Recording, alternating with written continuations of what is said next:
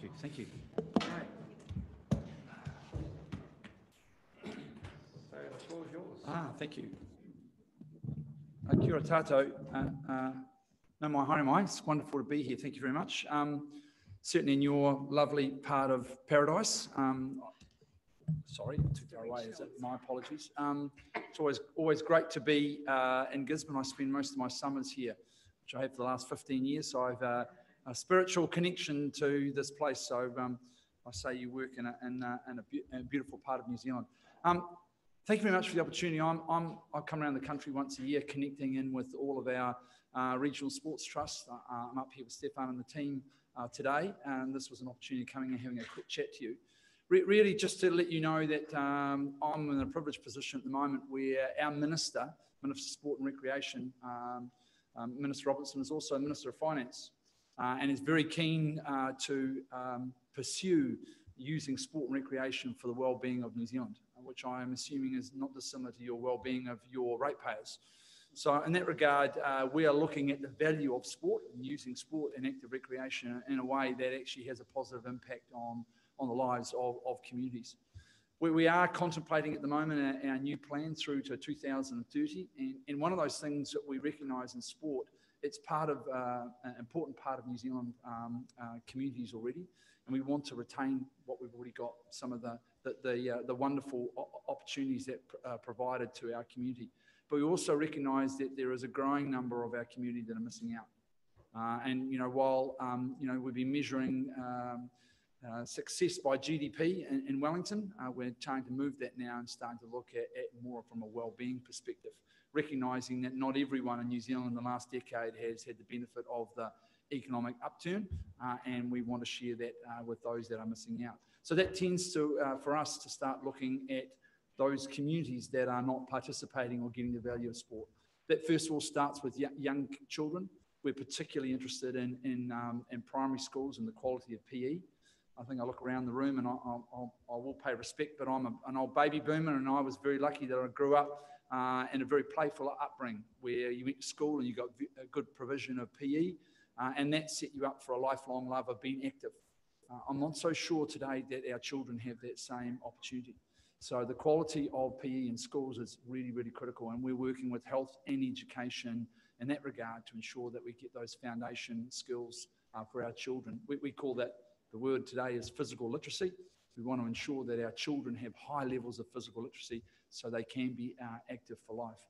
It also suggests for those that are missing out, it's very much into areas of deprivation and areas where through other economic barriers, people are not necessarily getting those same opportunities. And so for us, that's Māori Pacifica and some Asian communities. And certainly our inclusion and diversity strategy around a young woman, a particularly young teenage woman, where there's a lot of drop-off in sport, and also people with disability. So that's the area of our focus moving forward. And some of the areas that we will be focusing on is concentrating on locally led delivery. And I'd like to acknowledge Sport Gisborne Te Rāwhiti in terms of the work that they've done over the last 5 or 6 years. Interestingly, at our sector conferences that we go to, I think for the last 3 or 4 years, they have won the Innovation Award. And so you look at a number of the initiatives that you are investing in and help create are seen as case studies of best practice around the country. And the team at Sport Gisborne Te Rāwhiti should be acknowledged for that. I do also acknowledge that we would say one of the most important things that we need to get right is facilities. Spaces and places, green spaces and facilities. And I would like to compliment and thank you as a council for your commitment and your work in developing your regional facility plan. We're doing that now around the country, and we're supporting the development of these regional facility plans. So I'd like to acknowledge you and thank you, not only for developing that plan, which takes the future needs of your community at the forefront, but equally that you've invested in the implementation of that. And it's critical for us around the country that we as Sport New Zealand want to partner with councils through our regional sports trust to ensure that does happen. So look, I know I'm going to go a short time. I'll leave it there if you've got any questions. I'm really coming to say that we acknowledge your region. We acknowledge the remoteness of the region, the lack of infrastructure. And we in Wellington, and also you've got a young community and some areas of deprivation. And we want to help through Sport Gisborne Te Rāwhiti to work with you to ensure that we can provide that well-being for your ratepayers and New Zealanders. Thank you, Peter. Shannon. Councillor Nelson. Thank you. You mentioned quite a bit about deprivation and well-being, and I always find that the irony of the sporting model at the moment is its funding model. We receive a lot, certainly through our club from NZCT, for example. Yeah. It's amazing to be able to receive that funding. They support us very well. But how do you think that sports can impact that area of society, the problem gambling area, and perhaps start solving the problem that actually funds us? Well, actually, I'd put that probably back to you as a council. At the moment, we put about $45 million into community sport. There's about 70 million goes into high performance. So we're a very, very, very small player in a $2 billion business. You know, if you combine what the council's put in, that's significant. And you add to that the community and Class 4 gaming, it's probably another $150 million in. So our job is not to, I think, solve some of the problems you're talking about. Ours is actually to ensure that we partner with the likes of ECT and with the gaming Class 4 gaming trusts to ensure that when they invest that money in the community, it is making the greatest impact possible. And so we work with quite a number of those Class 4 gaming societies to align strategy, to align investment, to ensure we're maximising the benefit. Councillor Seymour. Good morning. Thank you very much for your presentation. You've touched on some areas where we do have needs, as in our more remote communities with young children and even the elderly. So is your initiative and your message that you've brought to us today, is that being taken up the coast to, for example, the schools where they could work in conjunction with Sport Gisborne over either school activities or school facilities, or are you wanting council to take that message and to work through you? That's a good question. We are working at the moment with the Ministry of Education. The one really good thing about having a minister with influence is that he is able to corral his other ministers. And now we are, you'd like to think in Wellington that we're starting to have joined up government. But now he has sort of mandated that we work with education and health. And one of those projects we've got going at the moment is looking with education at their property portfolio and how we might better provision facilities inside schools for more of a community use. So that's starting to happen. I wouldn't say that we've had major success, but it's an area that we are working on, certainly in rural communities, but more so in high urban areas like in Auckland. But that message, working with schools, that would be through Sport Gisborne Te Rāwhiti and working with them to talk to those schools. And as I said, we've got some initiatives underway with education where we want to support teachers inside schools to provision or take better quality PE. Thank you. Okay. Yes, Councillor Akana. Thank you, Bishop. Hey, thanks, Peter, for being here today. And I want to echo your sentiment in regards to the staff at Sport Gisborne and the work that has been done, especially in a community consult space in Puhi Kaiti, because that's a significant space of population.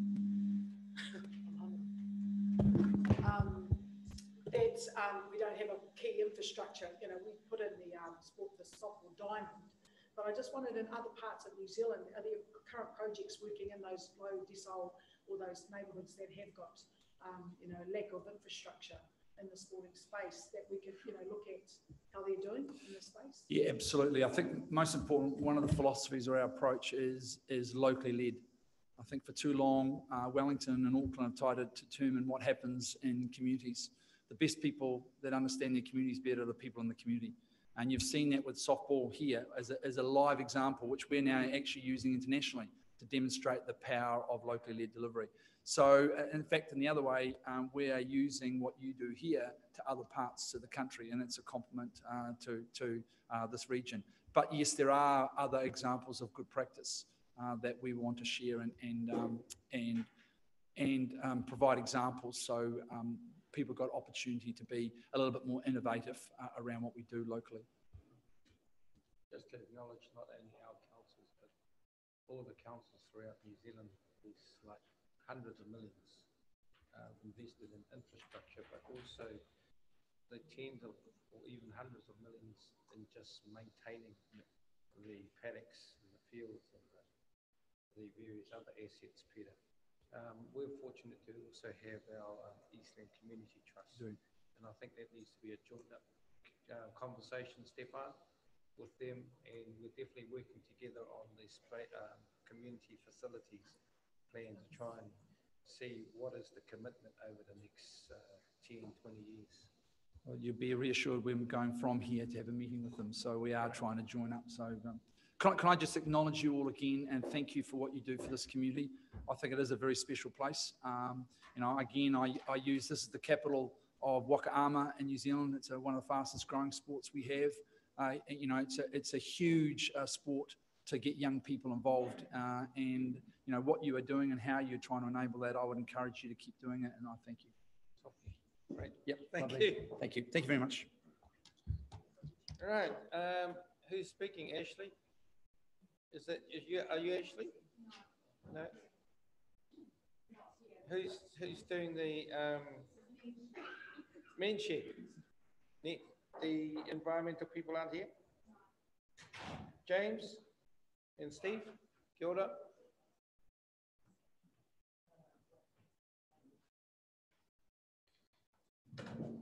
Welcome again. Steve, yeah, good. Welcome to the men's shed. Two representatives from here. Morena. Morena. And Morena to you all. welcome, and floor is yours. Okay, so I'm James Aramoana. I'm the chairperson of the Tairāwhiti Men's Shed. Just a little bit of a background. We've been going for about 4 years now, very quietly, because we started from scratch. Actually, it started in the council way back, I think it was 2014 or something. And where it all started, we found a building and we started. It was a very small building, barely enough room for 6 or 7 guys, but we started. And as it went through, we didn't go and look for a lot of people because we couldn't fit a lot of people in there. But we had to leave the building. So we sought out a building, found where we are now, which I think is 107 Inner Street. Currently, probably 2.5 times bigger than what we had. So we would like to use that, lease that building, get into a bit of a thing with the council. So we can grow our little organisation. It's a national organisation. Currently over 90 members, membership sheds. We've just found out Waro has just jumped on board. So down there, so you know, we're getting a little bit better. Our main purpose is to provide a safe space for men and women to come down and be creative, learn new skills, basically fight the fight of loneliness. Our biggest thing is social isolation, especially in men. I don't know if you all know it, but us men don't talk. I believe it's a known fact that the biggest gossips in the world are men, but we don't talk. But in a space that we have, that we provide, using the tool of woodwork and creativity, men kind of talk. And that's where we find out issues and whatnot. Well, none of us are social workers, none of us are all that sort of stuff. But what we do have is we have connections and contacts out there in the community of professionals that we can send our guys to. Basically, that is probably the crux of it, but it's not about the woodwork or anything. It's about creating that safe space for people to talk and bring out issues if they have them, or just gossip. Yeah. I've got Steve here. Steve's just going to give you a little bit of where we're sort of directing to. I'll hand it over to Steve. Kia ora. Thanks for that, James. I joined the Men's Shed 9 months ago when I first came to settle in Gisborne here. I've had an absolutely great time here, really enjoyed myself, and I've been there through the bad times where we had to find alternative premises very, very quickly. We were lucky to be able to get the premises that we've been offered down there, and we're sorting it out. We've always been in a poor state. The reason we came to you first of all is because we don't have any money. You know, we can't charge people who don't have any money more money just to keep a little plate over our head. So we've been there. We've started. We're really looking at this as our new headquarters, and from here we're going to try and build. We will build. But the main thing that we've got to look at now is the social isolation. We've got some lovely people come down there, and it's so great to be able to talk to them and let them go with a smile on their face and feel as if they've done something or they've talked to someone. So we are all volunteers. We all have other bits and pieces that we're involved with. We're asking for the earth, and that was one of the things that we need because we don't have money yet. We will, I'm very sure, because we've got some great ideas of how we're going to be able to progress the Men's Shed. So that's why we've come, and we did ask for a peppercorn rent for us so that we can kickstart it. I don't want to be worried about money. James doesn't. We do because we're trying to get money from everywhere we can. But we've only just started, and we really do want to be pushing forward for it. I've got great belief, great respect for James and Carl, who've been doing it for a few years, and I just want to be able to give as much as I can to be able to help them to go forward, and look for your support to be able to make this go forward for the next 3 years. Thank you. Thank you. Questions? Yes, Councillor Penn. Thank you, Worship. Congratulations, Peter and James, on your passion and your good work so far. My question is, what is the criteria to be a member? Because when I look at the other men's sheds around the country, predominantly it's just men, retired men. When I look at a lot of the men's sheds around there, are you looking at it available to anybody? Yes, it's basically available to the community.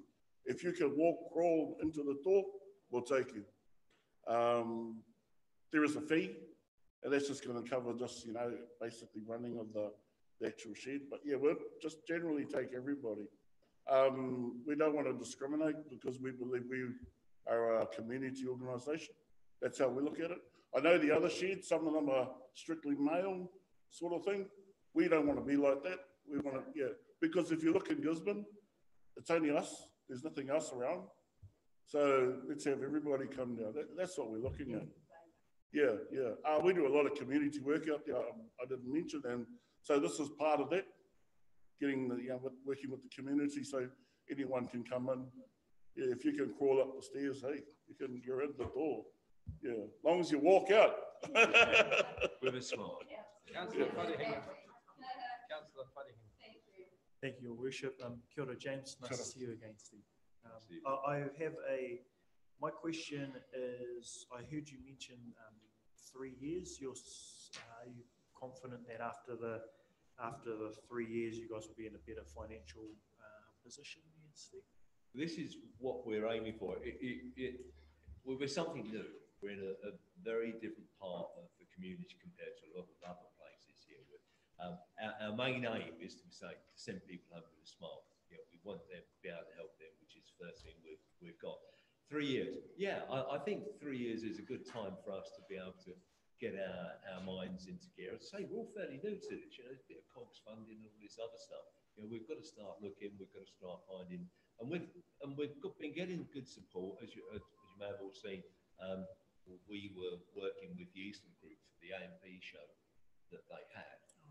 Their display was our models that we'd done for them. And we'd done it because they asked us to. And that was great kudos for us.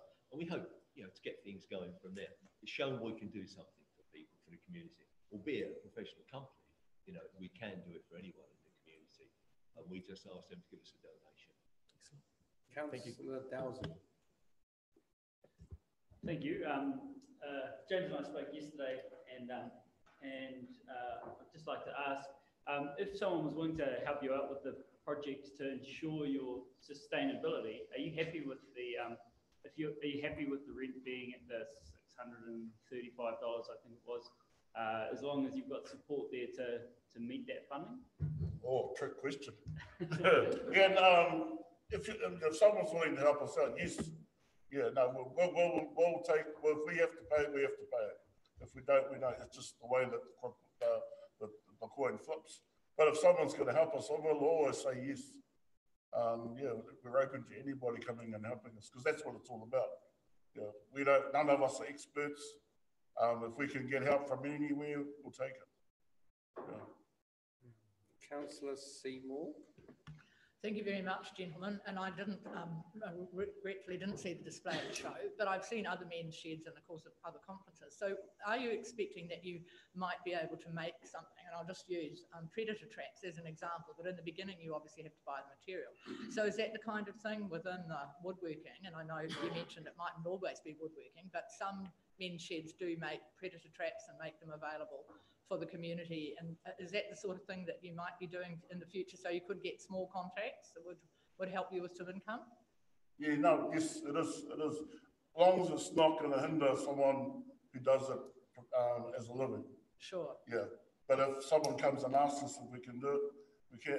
We've just had a conversation that we may be asked to. We've already looked at plans for some bird houses and that. So yeah, no, we're keen as. The thing is that we actually will use whatever resources are out there. We don't actually go buy anything. We're cheap, and so if they will do it. Thank you. Can I just add to that as well? One of the things with the men's shed is I know we're there we make things and we've got to make some money somehow to keep us going. But one of the things that we've got to take into account is we're there for the people, and we don't want a poor man coming in who's feeling down and be told make that trap, make that. There's not a tremendous number of us, but we want to be able to take the stress away from it. We want people to be able to come down there and enjoy themselves. 2-3 hours. I was going to say something very sexist, but I'm not. But one of the nicknames I have for the men's shed is Hubby Daycare. Well, it's not so much that, it's to get them out of their houses to be able to come and talk to someone. But supplementary, after a wee while, they might feel like doing something. Oh, they always will do. You get play cards, make coffee, go out there, there's a bit of wood, stand a bit of wood for us. Councillor Cranston. Yeah, Councillor Foster. I read something briefly yesterday, and I'm not right on top of it, but it was mates. I don't know if you've heard about that. But it sounded like a very, very similar kaupapa, and I just wondered if there was any possibility of combining the resource, because what I was reading was very similar to what I'm hearing here. Yeah. I think it was through Eastland Group. Yeah, it was. As a matter of fact, the Eastland Group have been very kind. We were at their seminars week before last, James? Yeah. Yeah. From the Annette Bermeret, I think from there. So we were there, and we were also happily went to be the connectors, which is the next step along to be able to help people who've got mental problems and suicidal problems. That's what it is, mainly to try and help suicide. So me and James have been there. We were just so keen and so blown away by what they were saying. We thought, yeah, this is something that we could be needed for in the men's shed. So yeah, we're quite in touch with that. Thank you, mates. Larry, Councillor Foster. Yeah, thank you. Congratulations, great initiative. My question is, with the building, will you be looking at the upkeep of it and the maintenance on the building through your expertise? And yeah, yes, we will. We've already started. We're giving the grounds a good cleaning. The building's just finished being washed. So yeah, we'll try and do the best that we can. There are some things that could be. We'll need to approach the council about, because as landlords. But I'm sure that we can work together. We've got this number 8 viability down there, so yeah, if it needs fixing, we'll try and fix it, but we'll try not to do it in such a way that it's going to make the building just at least safe. But if we need to bring professional help in, we'll talk to you guys, the council, and fantastic. Thank you. Okay. Thank you very much. Thank you. Thank you, James. Steve. Thank you, Smith. Thank you. Right, Tokomaru Bay will be coming in later, I think. And so we continue with I'll just Shout out to Tangata Whenua Action Group. No one there? Great. Okay. Council meeting minutes, pages 6 to 13. I move. Seconded by Councillor Stoltz. All in favour? Aye. Contrary carried. Any matters arising from those minutes? If not, we'll go to the action sheet, pages 14 to 15. Councillor Seymour. It should be, it should say Eastland Community Trust. It just leaves out the word trust and it's a bit not clear, so Sure. just an amendment should have trust in it. Thank you.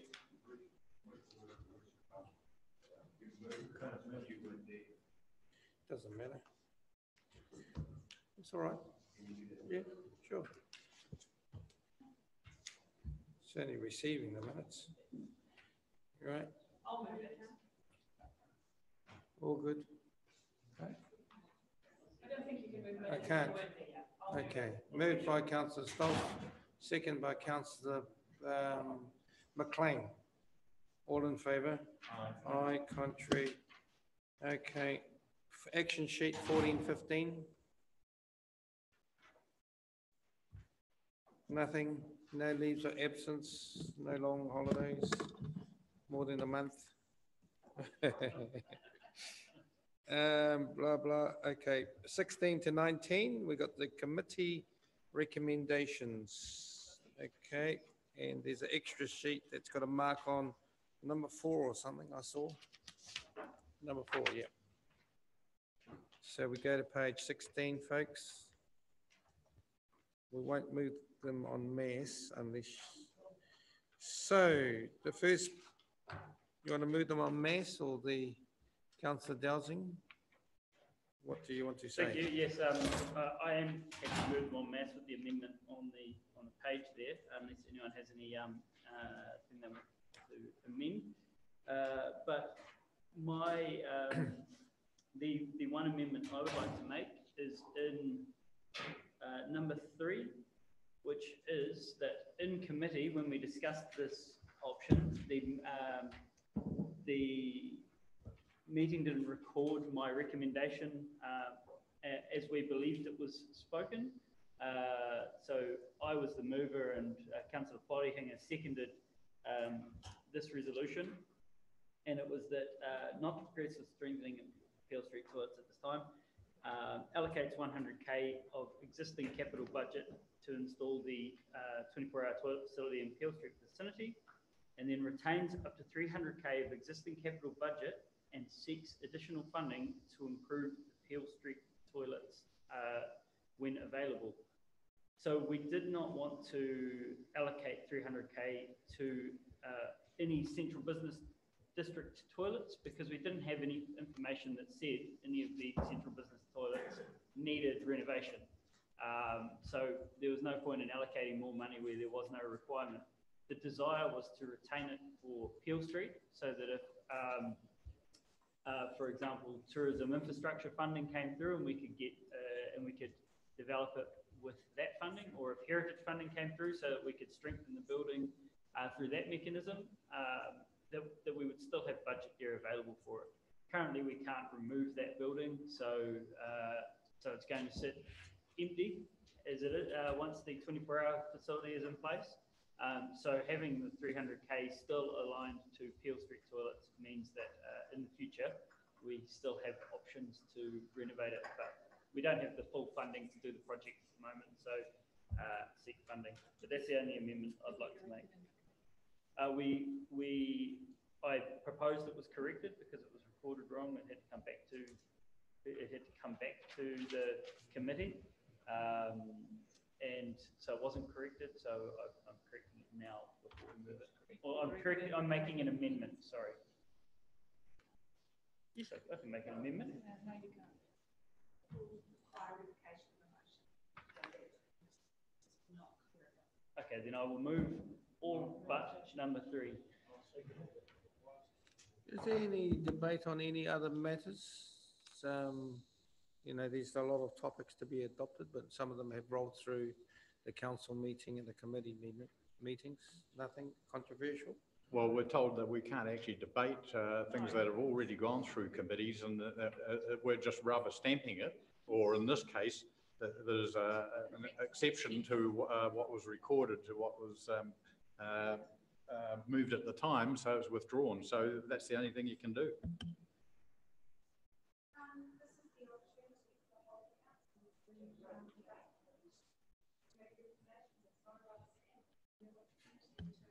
Well, I've been corrected before where I have debated and tried to get the recommendations changed and told me that I wasn't allowed to do it.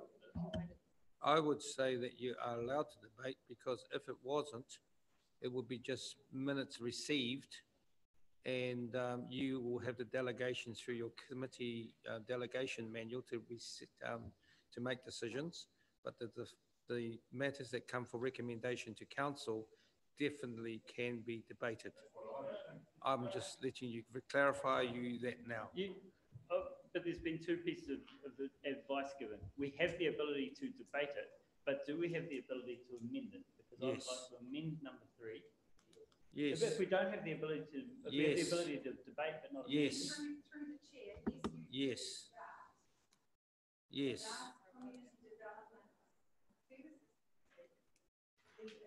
the general agreement was that it did require some reinvestigation and discussion as opposed to this process. So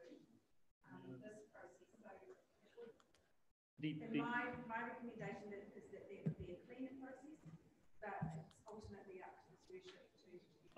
I'm willing to move that number 3 with my amendment then, because in the committee meeting we just completed, we were in agreement between myself, the mover, and the seconder, and the committee as a whole, that the minutes were recorded incorrectly and that the intent was for it to be allocated back to Peel Street. So was the minutes then changed? No, the minutes weren't changed because we were advised we couldn't change it.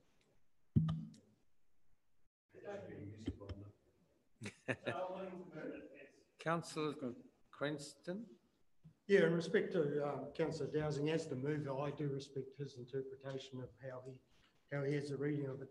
But I don't think it should be debated around this table, because there's probably councillors that aren't as informed with how the discussion went. So I was under the understanding it would be better to go back to community development and services again, rather than have the debate around people that some have got the full information and some haven't. I don't know. Who chaired the meeting? Oh, okay. And that's probably worth noting, which Heather's pointed out to me, that we should reread all recommendations, especially with changes, and I don't think that one was reread in its Okay, entirety. shall we direct number 3 back to the committee? Your Worship? Yes. I spoke 3 times. Thank you. I spoke to the chair of the committee directly after that, or a few days after the meeting, and told him that it was incorrectly recorded. I raised it in our committee meeting that it was incorrectly recorded, and throughout the process I've been advised that this was the opportunity to change it. So the committee was adamant at the last committee meeting that it was recorded wrong. It doesn't need to go back to committee. It doesn't need to be relitigated. It can be put through now. So, okay. I'll second that. He's Hang on. bang on.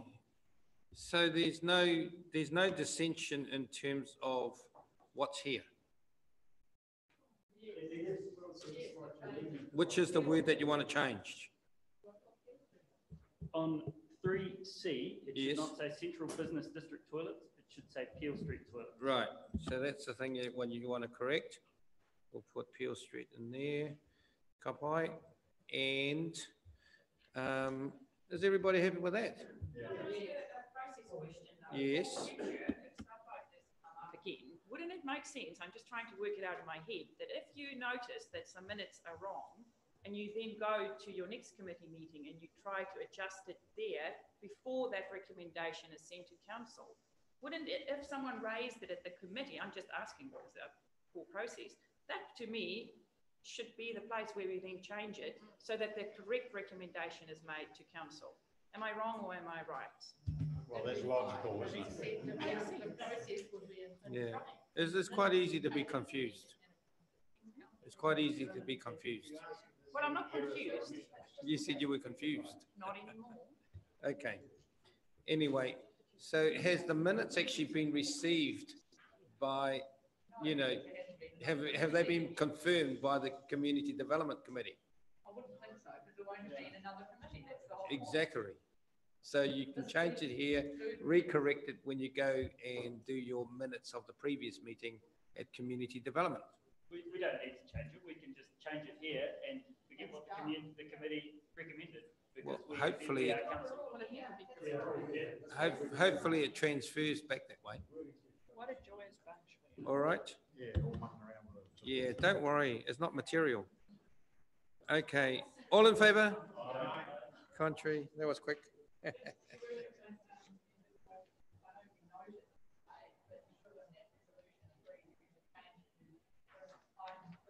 Yes, we did say that. I did say, look at number 4. Yep, all good. Thank you very much. Inner Street, page 20. Agree to the B, I would move. Seconded by Councillor Dowsing, is it? No. Seconded by Councillor Stoltz. Right.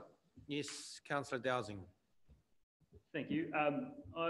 If your motion has failed, then I'll put that we go with A. But the reason that is that I spoke to James yesterday, and I'm willing to assist with their fundraising activities and become a member of Menshed. So I don't believe, in principle, that that council should be doing peppercorn rentals simply because it sets a standard, and we have costs associated to that property, and we should be having even that minimal rent of $635 per year coming in. It's not good for the sustainability of the organisation for them to. It's not good for the sustainability of the organisation for them to not have to meet requirements like this. So, as I say, I'm willing to personally go and support them to meet their rent. So I wouldn't be concerned about the availability of the money for them, and so yeah, if your motion's to fail, I would put forward that they have a community rental of $635 per year. Can you clarify whether you're going to assist them in fundraising, or are you going to pay the rent yourself? Yes, I can. I can clarify that. I will either find them local sponsorship, or I will seek it through community funding, like any of our community development funds that are available to us that council utilises for projects. It's an organisation that is certainly eligible for funding, and it's an organisation that should improve their knowledge of those funding, the funding that is available to them, so that in the future they can grow and sustain and be more sustainable. Councillor Wilson. Thank you, Worship. I have some sympathy with Councillor Dowsing's point of view. We have many other organisations that actually do wonderful good for our communities and so on, and do have leases on council land, but they've not been offered the opportunity to have peppercorn rentals. And having been involved with an organisation that has gone through the process and taken 3 years to actually get a lease, and yet this is able to go straight through. Yes, we're not treating everyone equally out there, so we've just got to be a bit cautious about looking at great initiatives that come up and jumping straight in. We may find we have a few others that will approach us now expecting the same thing. Look, this organisation is doing a fantastic job. It's a wonderful thing to do, and I think if there is some way of supporting them actually paying some sort of rental, as Councillor Dowsing said, it does cost the council. They have to do up a lease, that costs money, and there are other costs involved. So yes, the other thing is, of course, with every property and building that we lease or give out to the community, well, our usual process is that we open it up for other people to show interest as well. That's the usual way of doing it, but in this case, we're not doing it. We're fast tracking that as well. So let's just go in with our eyes open on this one. So if there is a way of actually charging a lease of some sort and making a reasonable amount rather than a peppercorn one, and assist them to look for ways of funding it, I would be more in support of that. Councillor Seymour? Thank you, Worship. I think it's a good initiative for this community. I have seen them functioning in other cities.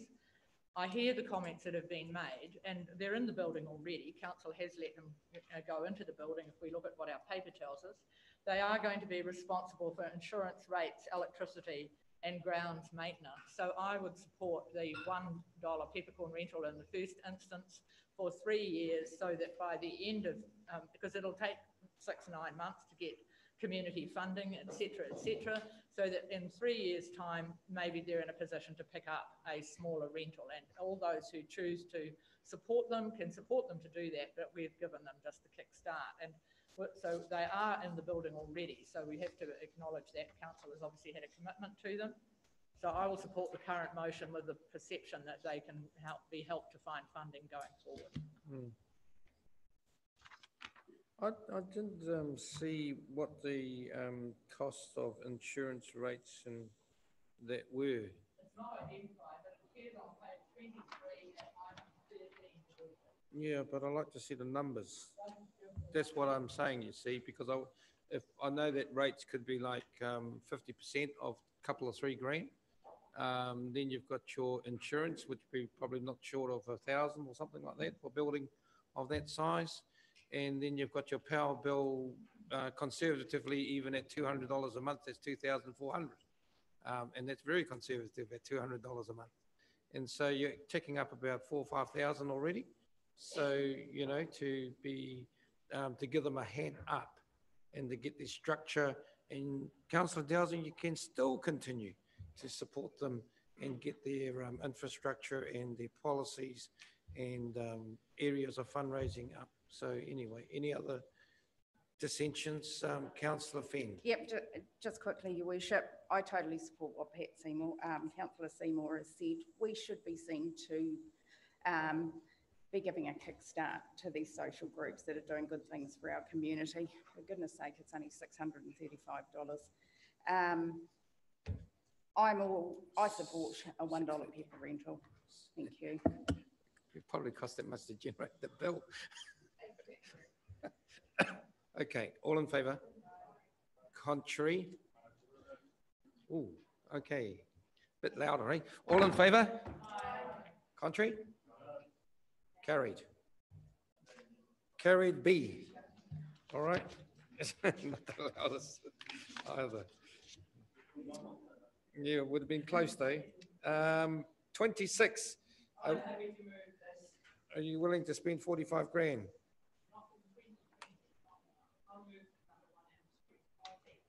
Okay, any debate? Councillor Wilson? The only reason I'm going to talk is because we actually started being involved with this, Councillor Mark, under the previous CEO, and some of us got interviewed around it, and I could see the value of it. I'm not arguing that we actually do it any sooner than what's suggested, because that does make sense. And the reason we didn't go ahead with it, we had a change of CEO, and obviously it was an unfair time to actually have the council judge with a new CEO getting a feet under the table. But I think there is some value in this, and even though some of the supporting information here shows that some of the councils are a bit variant in their comments around the use of it, but at the end of the day, we've got to make ourselves accountable to the public. And it is one way of addressing that, because it is pretty thorough with all the different areas that it does look at. And I still feel we're not quite up to speed, and I think we would be in sort of the middling area about how we perform.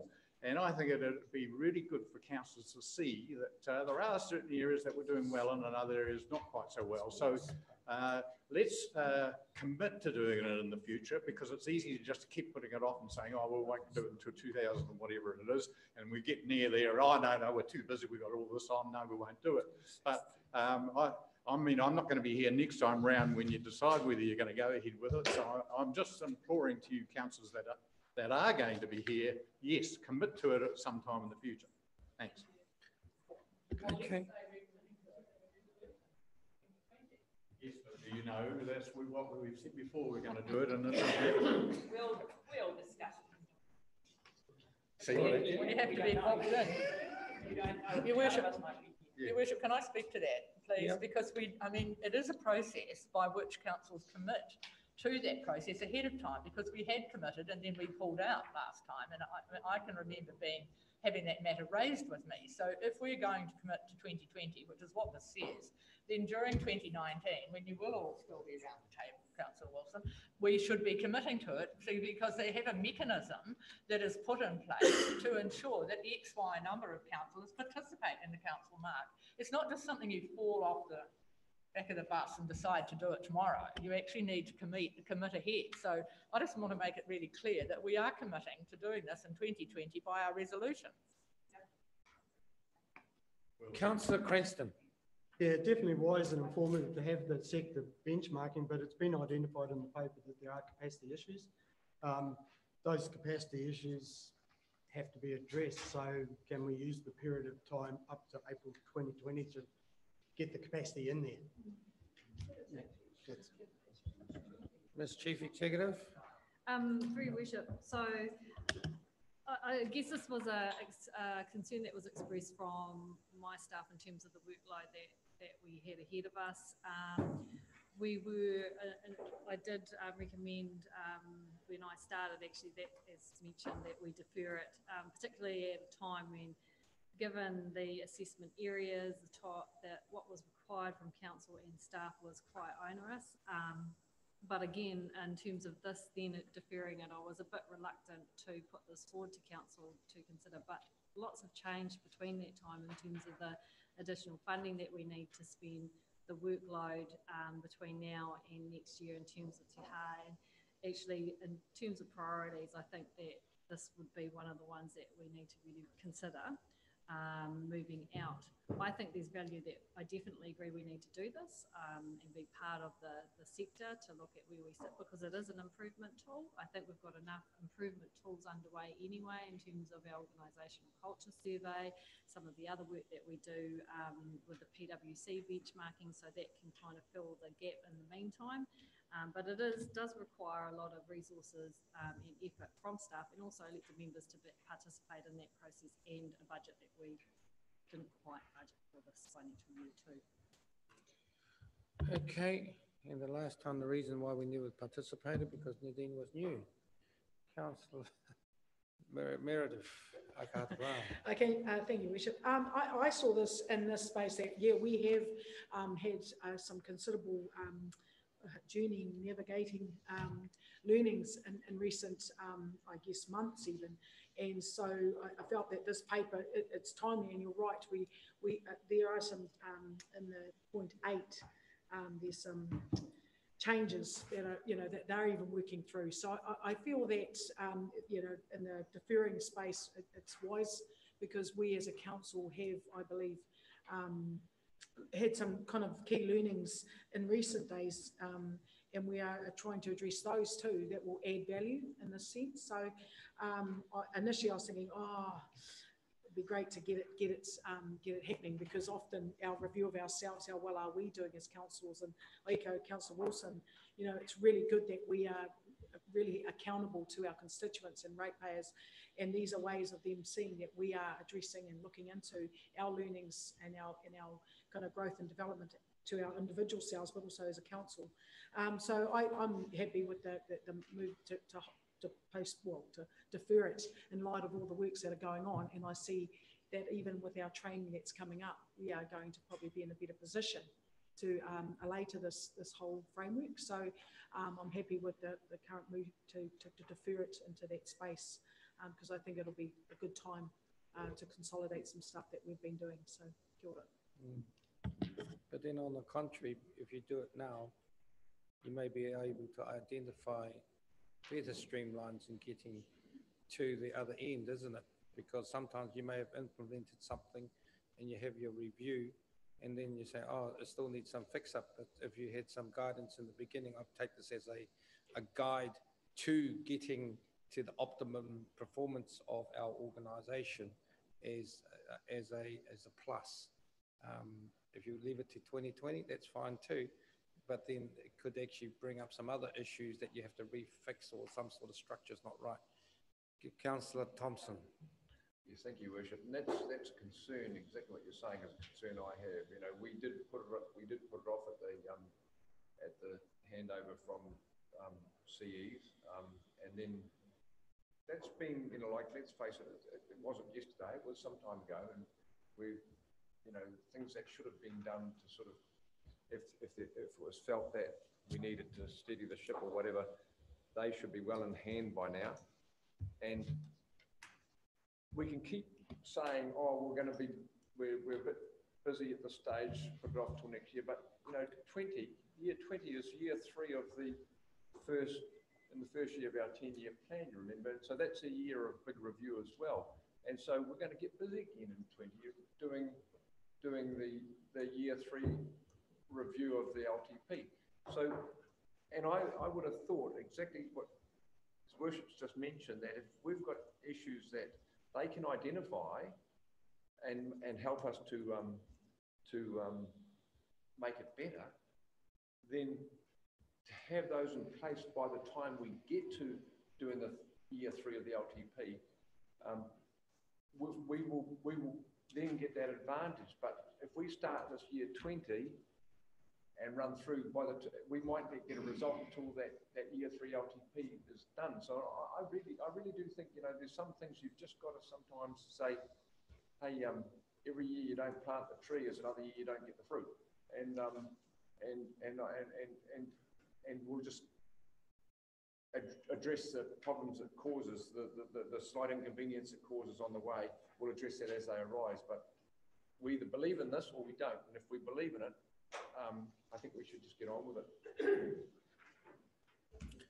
Okay, it has been moved and seconded, and I acknowledge, you know, like, there is a ton of work and a ton of capability and capacity that needs to be put into the organisation, mainly due to the $152 million PGF coming into council. Okay, all in favour? Aye. Contrary? Right, carried. Thank you. We have the next thing that we have on the agenda is the emissions, 35 to 41. Yes. Does that mean that it's been submitted? Through your worship, yes, the timeframes were quite short for this. Was due on the 21st of September. Yeah, we got the information quite sort of middle of September when the MPI and MFE visited the region on the 12th of September. So we had a really short time frame in which to, and there was no corresponding council meeting in between times. So we prepared the draft submission and have submitted it now it's retrospectively for your consideration and approval. Well, in that case, Your Worship, I'd be happy enough to note the content of the report. But I'm not totally happy to retrospectively approve, whether I agree with it or not, something that you can't do anything about. And it's just it's a principle thing, really, at the end of the day, because we've had this basically imposed upon us, and if you 100% agree with it, that's fine, and if you 90% agree with it, that's fine. But the thing is that we haven't had the room for discussion, so I'm happy just to note the content of the report. Mr. Chairman, I support that, but I'm not sure what we do. If we do that, we need to send a message that we're withdrawing our submission, because we don't have the material on which to base the, to judge these comments. And while your council officers right in saying there was a short time frame from when the public meeting was held here. There wasn't a short time frame about calling for submission. It was quite well known on the internet that there was a review of the ETS, but then MPI did hold a public meeting, and there wasn't that much time after that. It's quite a complex issue, and I don't think that the world is going to die in a ditch without the GDC's submission, because honestly, unless we sit down and workshop it with what the situation is now and what we're recommending, we don't really know, I don't believe, exactly what the detail is. We are not well enough informed as individuals to make a decision on it. Yvette, any comments regarding those comments? No. I mean, I think we need to be noting the content of the report and withdraw the submission. Well, because Councillor Thompson's moved one, but we do have the issue of the fact that the submission is already gone. Any contrary view? Councillor Stoltz? In a complex issue like this, where staff work with issues like this all the time and write submissions to information or feedback that are asked from central government, I'm quite comfortable to trust the staff who are writing, like what Pat just said, it's not like anyone's going to die in a ditch. But me personally, I think our staff are very capable to write the feedback that they know about that area. It's not like we need to make a big decision or life-changing recommendations. So personally, I feel this, what I read here, even though I'm not a professional and know a lot about the emissions trading scheme, I'm very comfortable to allow staff who work in this area to write a submission on our behalf. So I disagree with what was said. Councillor Wharehinga. From what I remember of us retrospectively approving things, we had the ability to also submit edits and things like that to our submissions. Is that the same case in regards to this draft submission? Do we have the ability to be able to edit or add things, etc., etc.? Through your worship, it's very late after the submission time. We can try, for sure. We can ask MPI and MFE if they want, if they will accept edits. Yeah, it's in their interest too. Councillor Wilson. Thank you, Worship. Yvette, look, I appreciate the submission that you've put on our behalf, but I support Councillor Thompson and Seymour. It's a matter of process. Yes, we could be happy with staff just putting in a submission on our behalf, but we need to have said that at the beginning, not to happen and then, well, you've got no option because it's already been put in. Look, I support a democratic process. Otherwise, why are we sitting around the table here as councillors? Anything that represents our council has to go through council. And it can be that we do hand it on to our staff, but in this case, I feel this is such an important topic that if we're going to have a submission from this council, councillors need to be involved with it and have their input into it. Mrs. Thatcher. Your Worship, we've often workshopped that, and that's what was generally a matter like. We workshop EP. Sorry, I thought I had that thing on.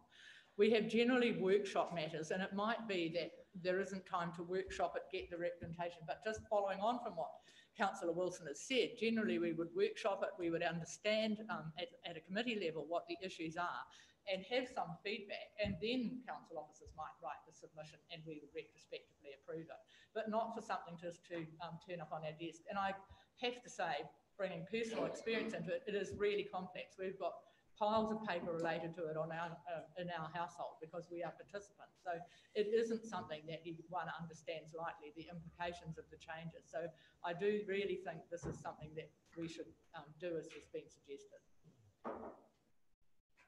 And in future, make sure we workshop. Nadine?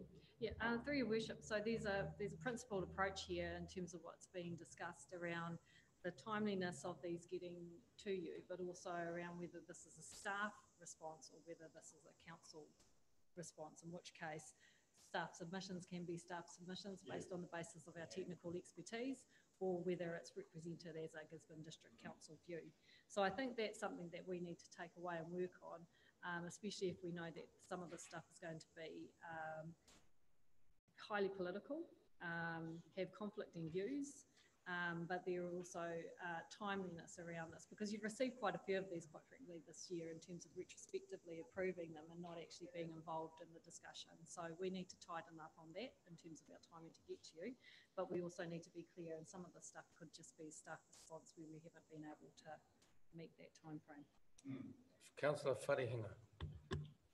Thank you for that clarification. I'm happy to support this being a staff kind of communication, because there are some things that I do agree with in the document, but then there are just other things that I'm like, well, we need to have wider discussion around these things. So I'm much more comfortable in this being staff recommendations to this process.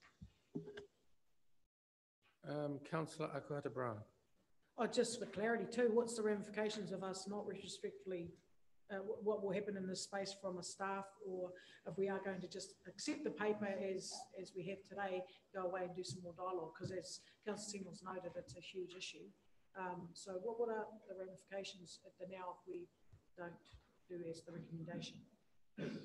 Through your worship, so we would need to notify the Ministry for Environment that the council does not endorse this submission, but the submission will be still presented on behalf of the technical staff.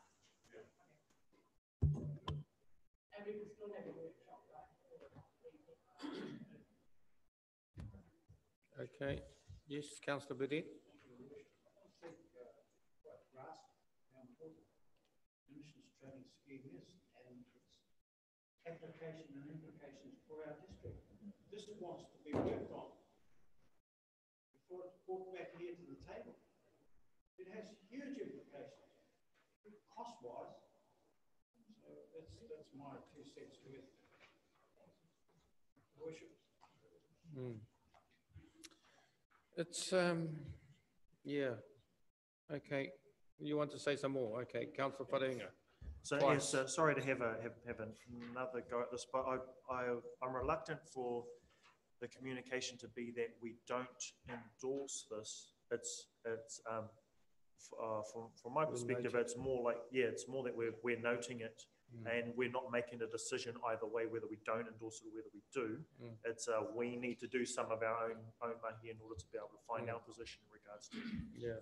The word is not to use, not endorse, but notes the content of this report. That's what the recommendation has been moved and seconded. Okay, all in favour? Contrary, carried. Thank you, Yvette. Right, we have the next few hundred pages. Just want to let the community that we read 100, 200, 500 pages. Right, pages 42 to 228. I don't know, the cameras have actually been moved from there to there. I know they have been moved. What a waste of money. Is that, why didn't they put it there in the first place? Hello, my name's Meng.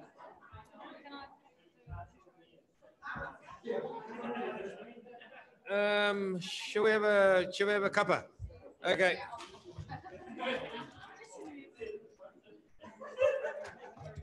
Back in.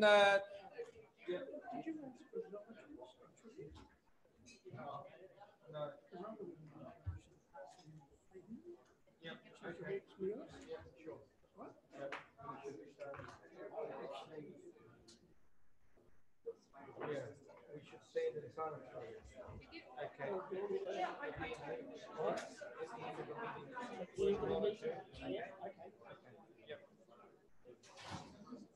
Okay. Right. Thank you, Mark.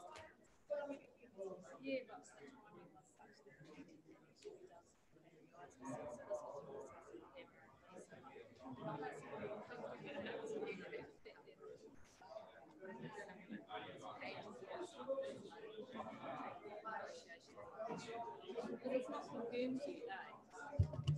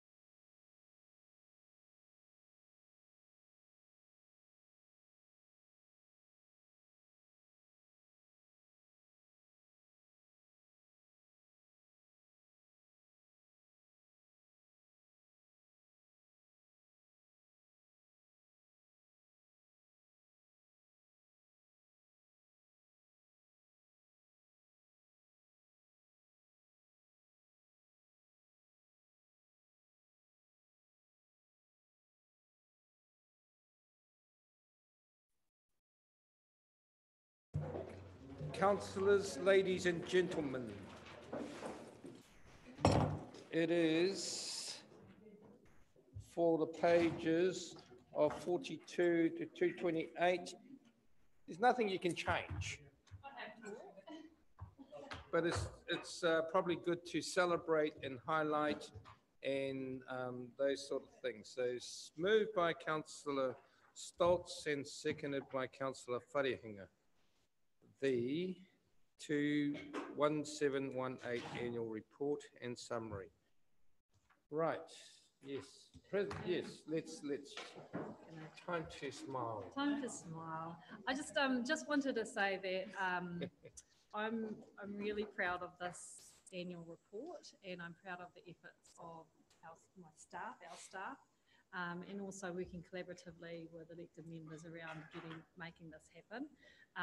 Just in terms of that journey, it was on the back of the 2% rates increase, when we know we were under pressure in terms of roading and all our other critical infrastructure.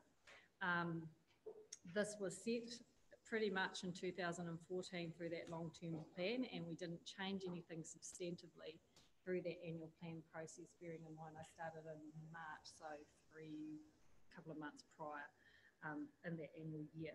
This was also off the back of a $5.1 million deficit, and whilst we budgeted an accounting surplus of around $9 million, I believe, we've still come out 5.1 million in black, so we're back in black.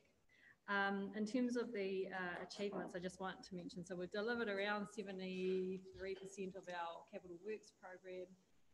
We've moved buildings, opened a library, had an awesomely successful engagement campaign, Titirangi restoration process underway, supported groups like the Lions to get open the cycleway park. But we also know that there's improvements that we can do in some other areas, as has been identified through our resident satisfaction survey. Although in saying that, it's pretty much tracking on par from where we were the last financial year. But we know that we can work around how the community sees more in terms of transparent decision making.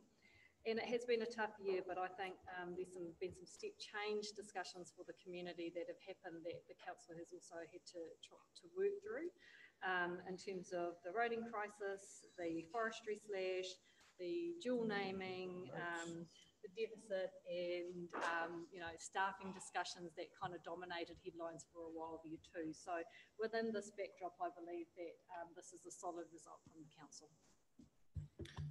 Councillor Wilson.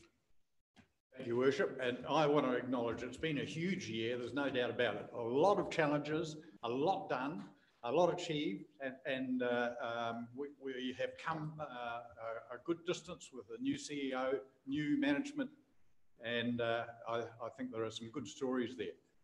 Now, just one little area I just want to highlight. Yes, we had a great campaign, what's the future of Tarawhiti campaign, and a lot of people were engaged and so on. But when we did our resident satisfaction survey, we had a little bit of a problem with it appeared the quality of engagement, because people didn't feel that they contributed to our decision making. Okay, that was one little area that we'd dropped down in, and the other area was the value of the rates they were paying. Okay, look, there are many reasons why that might be the case, but that's one area that we do have to work on, and communication is one big part of it. And it was good that we engaged with lots of people, but it's communicating about what we're doing and the progress with it. And I would suggest that one of the areas that has been a great concern for our community for a long time, and is a concern for councillors sitting around the table, and yet you would perceive that there's not been any progress being done on, and that's the Drainwise project. And it's just because people don't understand how that's progressing. And already it's been agreed to by management and staff that we're going to change the way we communicate around that. That over time we're going to show that we've got this amount of work program this year, this will achieve this, and this, and the years further out, this will achieve this, and we'll give you a progress report on how well that project's going. And I think that is the way to do it, to get people on board, because they feel we've been talking about this project for a long time and can't see any benefit because we still have our discharges to the rivers and all the rest, even though there has been a lot of progress, but you can't see it because it's all underground and they only, you know, see the noses about that discharge. So that's one little area, is the communication, bringing people with us on our projects, I think is a good area to deal with. And I've only got one more thing to say, just in the forward of this annual report. It's great, you know, it was really positive, celebrating our successes and all the rest. But I think we should have a little bit more of a balanced report card, and it makes it more credible and as though we're more accountable if you actually just put a few of the things that we probably haven't done so well and what we're planning to do to change that. Because it may be that a lot of people will only read that forward and that'll be it. So just have a little bit of a balanced corridor for that part of the report I would advocate for. Thank you. And so can I too acknowledge Nadine? You came into the role and you've had a whole lot of work that was facing you, and from what I've seen through your leadership, the staff changes in terms of the culture of the organisation, it has turned around very positively. I just want to acknowledge the voluntary groups that have contributed to our annual plan. The Lions Club, the Wainui's Lions, who fought and battled the bureaucracy in terms of GST and who was going to do this and be responsible for that, for achieving the young person's cycle park. That's really been enjoyed by our community and they love it. And so thanks for that. The other organisation was the War Memorial Theatre Fundraising Trust. I mean, you know, the events that they've organised and the public publicity that generated is a great example of the buy-in into the War Memorial Theatre and subsequently the Lawson Field Theatre as well. So they are, so thank you, Pat, for leading that, and hope that you can actually tell your trustees that we want to acknowledge them as well. Rehead, the library, stunning success. There are like thousands of people that literally say, wow, you know, and even from a visitor's point of view, they're saying, wow, how do you guys do it? You know, even when we had our Zone 2 here and we said, this is how we did our Awarua building. And they just marvel at how we can, as a small community, and because we voted in 1992 to actually have a community trust, which actually helped as well, to ensure that we actually have fantastic community facilities. And this is the hallmark of our community, is that we actually do have some issues that Councillor Wilson has highlighted. But however, on the whole, I think, you know, great achievements right throughout. And it's not that we haven't been listening to our community. Sometimes the demands of our community is not at the right time. I'm always mindful that we always want things, but sometimes the timing is not right for things. And sometimes it might be 2 years out, 3 years out, or even 20 years out. We do have, you know, in our LTP, it's quite a big achievement to actually have an LTP. But can I just really just dwell on the tension of heavy trucks in our district, and it has been building over a number of years. And I've, you know, statistically, it was 10,000 trucks movements just to the port 10 years ago. Today it is 120,000. So I just want to say to the TEEP team, the Tairāwhiti Economic Action Plan team that actually put up the plan during the previous government, and that was a real test, because to get that ready was a milestone in itself, but to have it ready for the current government, the Labour coalition government, where they had the $1 billion PGF, and they wanted us to go and review that, but we said, no, we held fast. I just want to acknowledge the leadership that actually went to Parliament and presented the case for the Tairāwhiti region in terms of our demand, and hence the announcement subsequently to that. So thank you to all our staff. And it's great to be in one place, isn't it? You know, we were spread out in 67 places before, and it's, you know, the time in motion, the culture of the organisation have, you know, has been positively multiplied several times. So, tēnei te mihi ki a koutou katoa. So, any other matters? Yes, Councillor Dowsing, Councillor Seymour. Thank you.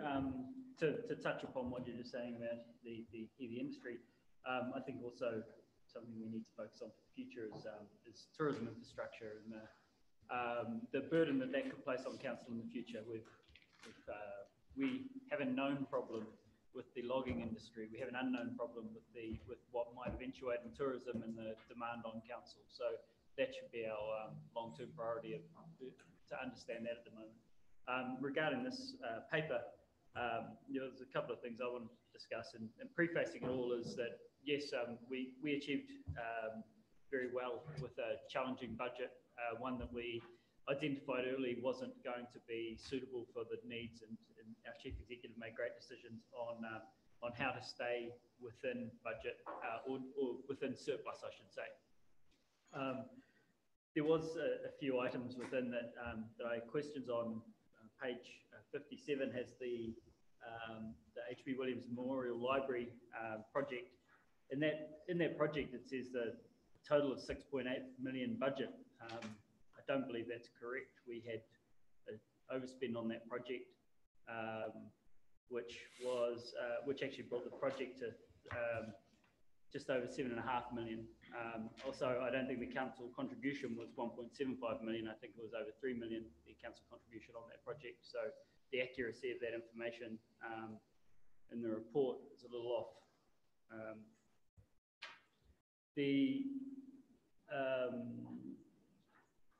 I think that this plan for me, this annual report for me identifies exactly what we need to do better with our new LTP, and the chief executive has had the opportunity to take us through that process and really knows what we want to emphasise.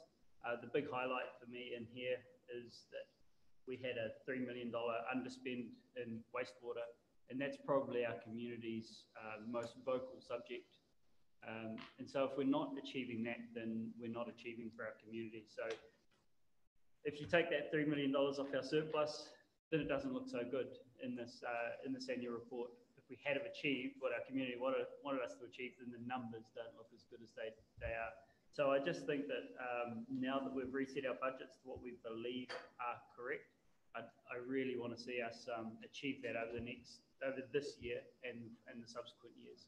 And I think we can do it as a team. I don't think it's unachievable, but we need to keep our eye on the ball. Thank you, Councillor Stoltz. Councillor Seymour. Thank you, Your Worship.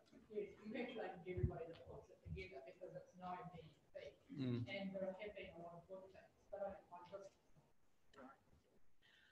I just want to note on page 87, because it is a matter that Councillor Burdett has raised with us on more than one occasion, on page 87, which is talking about stock control. And we're proudly saying in here that the revenue was 165,000 favourable over budget, mostly due to additional revenue from NZTA for stock control. Now, we would have had that raised at EP&R more times than I care to count. And it would suggest to us that we could have done better in the stock control areas on the East Coast, because in actual fact, there was money available for it. I just want to observe that we've said a number of times that operating expenses are unfavourable. This is on 97, and we do know that our Queen's Birthday weather event was a huge event which did mobilise the whole organisation. But most of the investigation around that would have started after the end of this financial year. So quite often through this document, we have attributed spends to the work that was needed to be done. And I still feel quite upset about the fact that we aren't doing as much as we've said we would do with respect to the inspections of the stock banks, which is critical. This is page 107. And we need to look at how many of our targets are achieved and not achieved. And there we've only, as we've touched on this previously, but this is the annual report and this is the time for raising these things, an inspection of 25% of the area we said we'd we said we'd expect 25%, and we've only done 6.8%. That is a critical piece of our infrastructure. So I hope each committee will go through this document and look at the issues that are not achieved that are relative to each of our individual committees and our individual reporting, because there is some work to be done. And so again, and I just remind us all, and it is noted in here under roading, that particularly our areas unsealed roads, that there was real pushback to get to the end of the financial year so that we did end up being in a reasonably decent position. Thank you. That we did end up in a reasonably good position at year end. So there was quite a bit of pushback on maintenance that couldn't be done. So I just think we just have to remember that on page 117 around infrastructure again, we're saying we were 3.063 underspent due to underspends in pipeline renewals. That's been reported already. So we arrived at a more or less balanced budget, but it was quite deliberately about some tasks that we'd done. Now we know we've got a lovely new increase in funding, and I totally concur with the comments that the Mayor's just made. That was great that we held firm on all of that work that had been done around development of the Gisborne District Taurāwhiti over the previous term of bureaucrats coming to Gisborne, and that we held firm on that, and now we have some money for it. My real concern is that we are underspent on last year, and are we going to be out of our blocks fast enough to ensure we take advantage of that money and we do the work on roads that we kept putting off because we wanted to get closer to a balanced budget. So those are my comments. Well done for the work that's been done, but let's remember there's a huge amount of work still to be done, and we aren't meeting our measures on many of the items in this plan. Councillor Stolz. Thank you. Like Councillor Seymour earlier said, most of the issues that were raised here this morning have come to committees before, and we've noted it. So I'm not going to dig into any of those. What I wanted to acknowledge, and Nadine touched on it earlier, is that there are exciting times ahead with the extra money from the government coming in. So we need to gear ourselves to be ready to make it happen. And then I also just want to acknowledge Nadine, who worked in her team very hard last year to get us back into black. There were concerted effort to turn things around. And then just my last comment is that Nadine and her team has done a lot of work for this upcoming year on going back to basics, but also sitting next to that is to improve the culture of everyone in this organisation, also the relationship we have with the people that we serve. So I look forward to the next year where we're going to have a lot of money to spend, have a better culture here, and do what we say we're going to do. Thank you. We'll just get the political comments and then you can sum up in your responses. And then you write down what you need to write down. We'll go Councillor Fenn, Akahata Brown, and Cranston, and Kamutu. Cool. Okay. Thank you, Worship. Firstly, awesome report, so user-friendly and easy to read. I thought, I did read every page. I think it was twice, and I think it was fabulous. So thank you for that. But congratulate staff on your good work. Nadine, I guess first year you've uncovered a lot of issues, roading, deficits, and what you've put in place in your strategic thinking, your strategic planning, and the collaboration that you've done with relationships outside of council itself with the community. You've taken risks. I think you've been brave. I think you've been awesome. And yeah, it's a good start, and I look forward to our future. Thank you. Akuhata Brown, Councillor. Thank you, Mr. Mayor. First things first, orange is the new black. Sorry, I hate to say that. Just on page 77, we often do this in our reports, obviously noting our population. And significantly in this region, we have still high deprivation in the indexes. And I just want to say, firstly, loving all the mahi, obviously, on that beautiful maunga Te Tarangi, and certainly see a rise in pride and attributed to a project that's for, I guess, local iwi, as well as our all constituents who use that maunga, excited about that space that's navigating forward into a future that is saying our stories, our shared culture, our shared heritage. And so I feel that particular work may in fact have an impact into some of the deprivation index space, but I'm just cognizant that we still have, population-wise, my dream, I guess, as part of this team is to see not deprivation 10 neighbourhoods exist anymore in this day and age, especially because we know, and as we've heard from the chief executive from sport, the impacts on health and other factors when we have areas where there isn't as much infrastructure, promotion of health, etc. And, you all know I was a part of the Papa Whāriki concept, and that's sitting in a nowhere land of sorts. But I just want to say thank you to all the staff, Nadine, especially in your leadership role as you came into this space of a lot going on. So I am very appreciative of that work, but I just would like us to note that whilst we can't impact and change people's incomes, the equity and equality space disparities in this region still exist. And if we can look at, be it treescaping neighbourhoods that have never had a consideration of that space, to beautify, to uplift, renaming streets in the space of a population who say there's stigma still in neighbourhoods in our region. And so I see this navigations project will help, and I believe hopefully lift up and help people navigate forward a future that is less deprived. Because I know that we will save considerable money in the tax space if we as a region are working towards all people in this place having access equally to all services. I know I'm very proud to be in a part of a number of the projects that are in this report. And so, yeah, I'm proud to be in this region, and I will continue to be here for the rest of my days.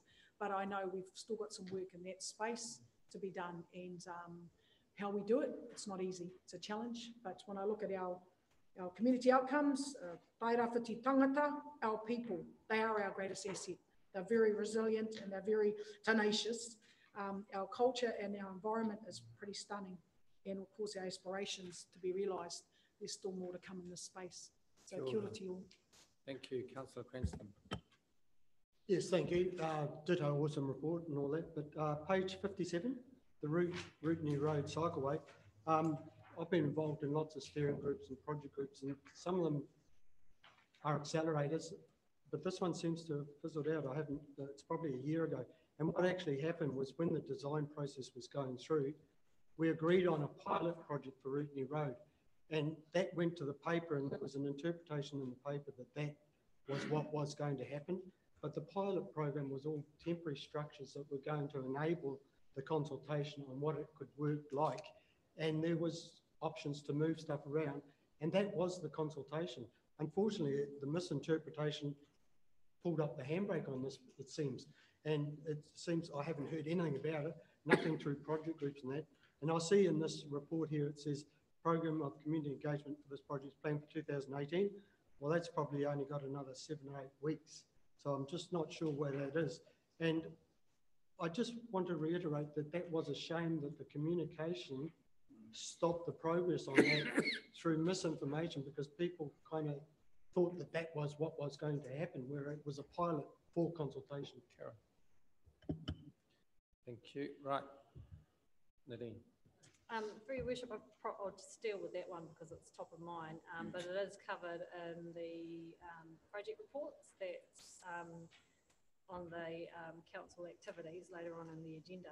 But in terms of that, it wasn't just the fact that we received a number of complaints from residents around access, and it was actually that further due diligence needed to be done. There were issues around safety in terms of rubbish truck drop-off pickups and how that was being proposed. So there were a number of factors as to why that project was put on pause, and we need to actually rescope it better.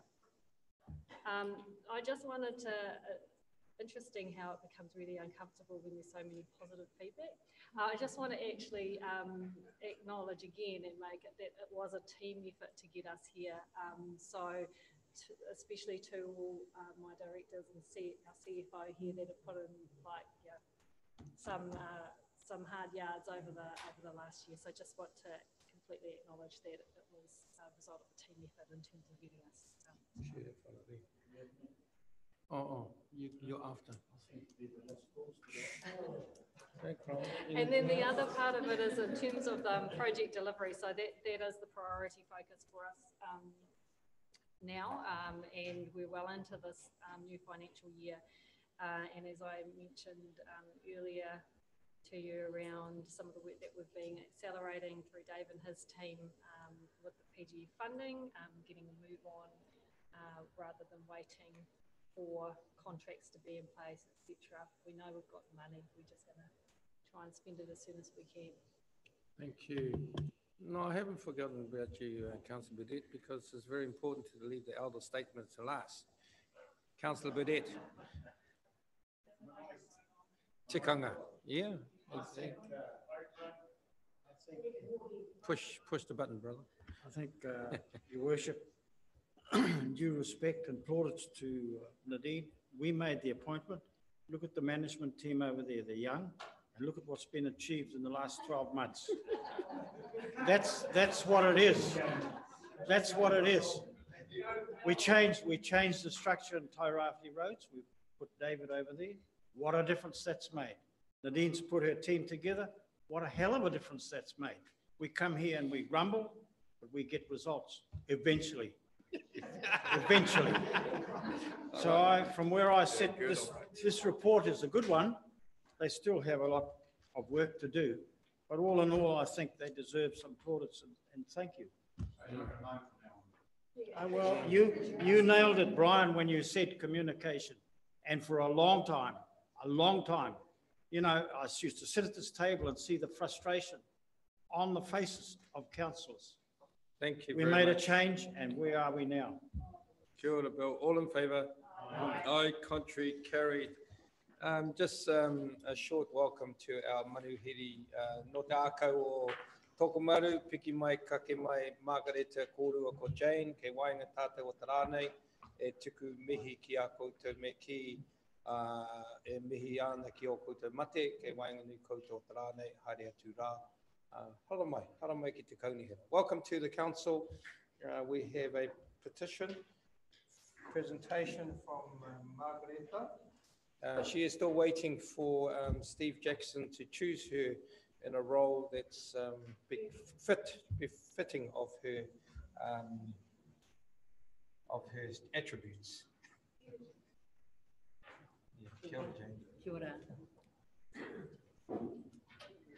Oh, sorry. Show me that one. Video.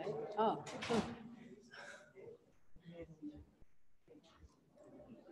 Right, okay. Okay.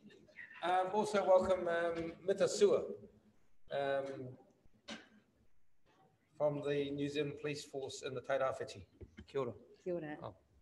E te mea, te rangatahi, tēnā koe, e ngā mema o te kaunihira, ngā kai hautu o te rohe, tēnā koutou, ko Jan Hughes taku ingoa, kei Tokomaru Bay, ahau e noho ana. I just want to, tēnā koutou, I just want to acknowledge Nani Mākere and Mero, who works for the Community Action on Youth and Drugs, who've helped us to put a survey from the community, and I'm here being asked to report on the survey and to read a police statement. Okay. Okay. Metal has, I'm not sure if you have this document in front, it was sent, but Metal has has the copy, and I'm just going to be reading examples from the community that was spoken. So there was a Tokomaru Bay liquor ban survey, and these are the findings. There were 70 respondents, 55 named and 15 anonymous, and they were asked, do you support the proposal for liquor ban bylaw in Tokomaru Bay at an area agreed to and by the community? 62 said yes, that's 88.6%, supported a liquor bylaw, and 8, which is 11.4%, said no. They were asked, do you believe a no liquor zone is required in Tokomaru Bay? And the same result was given. 88.6% said yes, and 11.4% said no. And if you could choose a no liquor zone in Tokomaru Bay, where would it be? And there was a graph, but majority was the play park and the wharf, but at the last council meeting held at the Haven, the area from the Foursquare to the skate park, including the domain, was suggested. The community were asked, have you or have you not experienced problems due to having no liquor restrictions in Tokomaru Bay? Please explain. There were 55 responses, 56% experienced problems, mainly on the safety, the look and the littering. I'm just going to read you some, just totally from this. Yes, I have experienced problems, urinating in public during consumption of alcohol at Boat Ramp, Waima, leaving bottles and rubbish lying around, no noise control, no respect for other people's property. I've experienced people drinking in the open, skate park, road of Cenotaph, people on corner across from the public toilets down the wharf, fighting outside of my home premises, smashed bottles, unruly behaviour of intoxicated persons. Yes, people drinking at the grandstand while children were running around the rugby field. This is during school time. I reported this incident to the police. Kids standing on broken glass at the skate park getting cut, rubbish from cans and bottles dumped anywhere. Bad behaviour from drinking teens at the skate park while using the public toilet. On more than one occasion, I've seen a group of people drinking alcohol on the table by the cenotaph. They were drinking for several hours, not a good look. This table is in view of the tamariki at the Kurakopa for Māori, and it's not a good role model. It is intimidating to my children when they walk through the township where people are drinking at the picnic table. There's an incident at 9 a.m. while walking to the holiday program with tamariki and people are drinking and taking drugs at the skate park. Sometime last year, my daughter and her friend were verbally abused and threatened with rape while walking home from the bus stop after school. Reported to police, perpetrator told to stop doing that.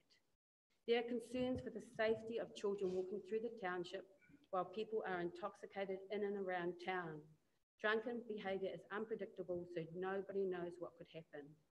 The biggest concern is that the public drinking is not just happening every now and then, but almost every day at every time of the day. And I'm just quoting people from this area. And the negatives, saying life is good in the Bay. I haven't experienced problems either way. The problem is with responsible use of liquor. I have lived here for 30 years and have never experienced problems from not having a ban. No, there's no problems. There are a few idiots that leave bottles, etc., but that happens everywhere. Then they were asked, what are your main concerns with having no liquor restrictions in place in Tokomaru Bay? Our tamariki are being exposed to it on a daily basis, our home being talked about, tourists seeing it and our home taking advantage of it. Our rangatahi being subject to drug and disorderly behaviour, booze bottles littering the beaches and children or anyone standing on broken glass. Beach parties and people leaving their rubbish and bottles, fighting, fast cars, the next generation think it's the norm. Drinking during a school day and kids going home after school having to see and walk past. And that the future generations normalise the behaviour of alcohol consumption and alcohol abuse. This negative behaviour is normalised. Our tamariki are led to believe this is cool and something they aspire to do when they grow up. I don't like drunk people around our tamariki. It is not a positive portrayal of who we are. I think people have a right to do what they want in their own homes, but they're enforcing their unhealthy attitudes towards alcohol onto our community. we need to keep children safe. There's a lot more. I'm only just taking a snippet. We have those in the bay that drink all day, every day, and then sleeping whenever they fall. It's not a nice look. And children shouldn't have to see drunks hanging around their play areas, leaving bottles around. It's not a good look for Toko. It makes us look like drunks. We don't need alcohol in our bay and in these public places. There are plenty of other places in the bay where they can enjoy a bevy. I mean, we've only got one of the flashiest pubs up the coast. We've also got the club rooms, Cafe 35, and then, of course, our own backyards. Buddy, we need to look after our beautiful little Arco and appreciate that we have what we have in our close-knit whānau community. That's that. And for the negatives, it said, there are no concerns. Our bay is a safe place and everybody knows everyone, so why should there be any concerns? Then it was asked, if you do not agree with the bylaw, please explain other ways in which we can achieve a positive outcome for our community. They support it. Maybe the council can look at security cameras or manned security looking at these places, run programs for kids, not worry if I want a beer with my picnic with my kids. I agree with the bylaw, but it is targeting those particular people that drink every day and roam the streets from one area to the next. Not saying that it's okay that they're doing that, but we need to take in consideration that they are struggling with illness. And they all reside at the camping grounds, maybe 2 to 3 rides elsewhere here in the bay. This is a positive outcome to achieve to break the cycle of alcohol consumption in public area, which is visible to our tamariki rangatahi. Another suggestion is restrict to certain areas that children, teens unaccompanied by adults, and there would be a curfew during daylight hours, or no liquor from 6 a.m. to 6 p.m. Last verse, the issue of people being drunk is a health issue, not a bylaw issue. We have enough bylaws as it is. I'm against any more toothless bylaws to restrict responsible people. Those who are drinking to excess on a regular basis in public places and setting bad examples for tamariki and manuhiri don't need a bylaw, they need help. Our mental health system needs lobbying to address this. And that was from the negatives, which was 11%. A petition was made and 76 signatures were signed. And then we contacted our local police, Senior Constable Brian Leach, and he has written this report.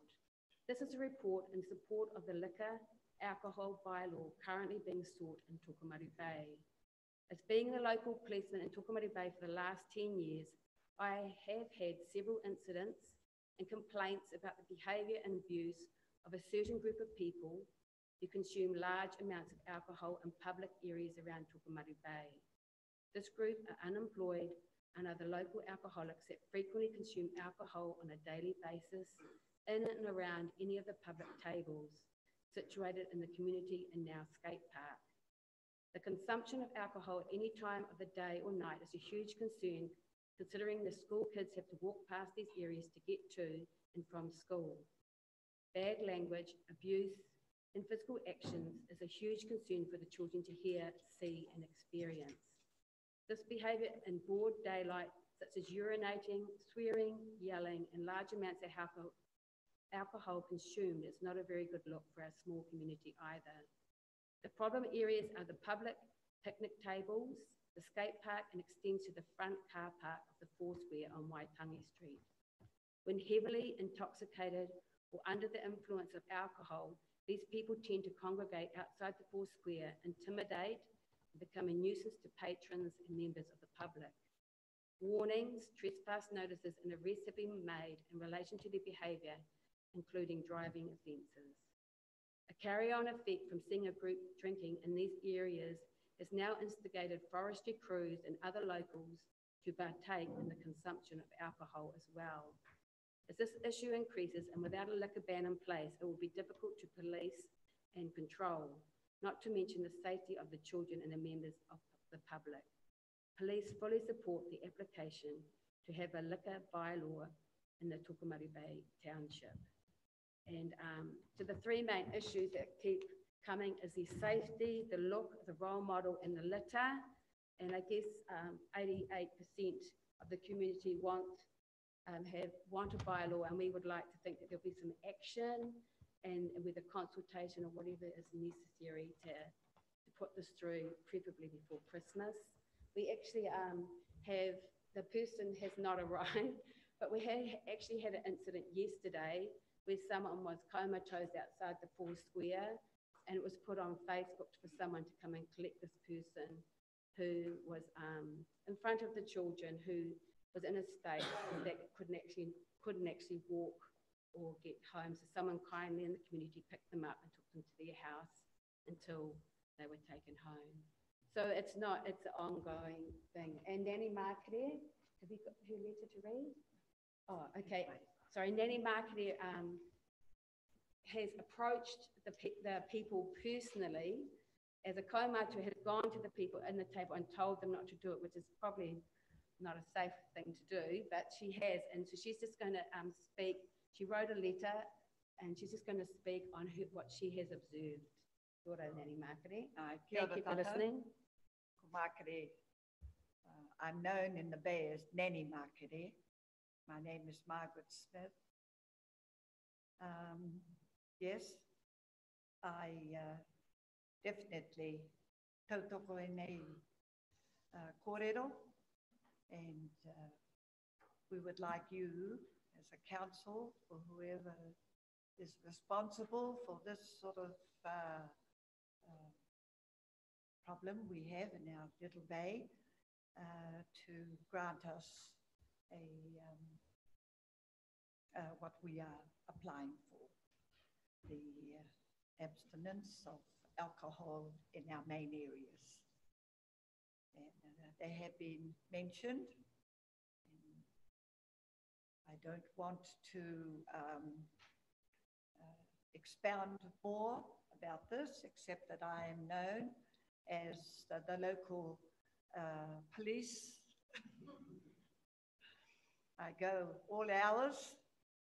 I've been up after midnight and I've walked around the block, and I am not afraid of any attacks or anything like that. I go, and if those who are prowling around, they know it's me. I go with my walking stick that my brother carved, and so that's my protection if there's any trouble. And there hasn't been in all the time that I've been in Tokomaru Bay. And, but I would like to mention that in the last 5 years, there has been, you know, our town, the big, as you drive through Tokomaru Bay, we have our park, and then we've got those old buildings on the corner, the old farmers trading company there. And it wasn't looking, it was deteriorating, and windows being broken, and etc., etc.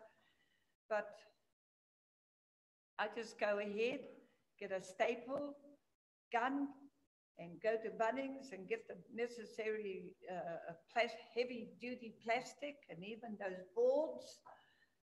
And I've gone and tried to patch up and do the best I could at my age. And so I am one of the senior citizens who's concerned for my community and for the safety of our rangatahi and our young children. Congratulations to the council for a beautiful park that they have provided for us, for our children. And I've had to go down. It's so good that we've got adults climbing up and down the ladders and swinging on the branches of the trees. Well, that's where I come in. I come in, I'm trying to do my bit in the community by policing. And in fact, if you have not used our public toilets, they're the best on the East Coast, because I decided that I would pretty our toilets up. And don't tell me, men, that you do not like flowers. Because if you don't like flowers, then I feel sorry for your wives and your partners. I can't speak for my husband. He likes flowers, but he doesn't like to be seen bringing flowers or buying flowers from the florist shop. He goes and to the neighbors and picks flowers from the neighbors, and then he hides them in his coat, and then he brings them inside and he says, "Here you are, dear." So we are very proud of our bay, and I'm doing my bit by beautifying our toilets with having traveled around the world twice with my husband, and I've been to public toilets overseas, and they actually hire retired couples to look after those public toilets. And it's like walking into a garden. And every time I see the articles about the, now I'm diversing now, I'm sorry, but the toilets are very important to us. And the Peel Street toilets, I can see the picture and the vision there, but sorry. Thank you, Nani Makere. I live in We really Tukumari Bay. appreciate our kaumātua in Tukumari Bay.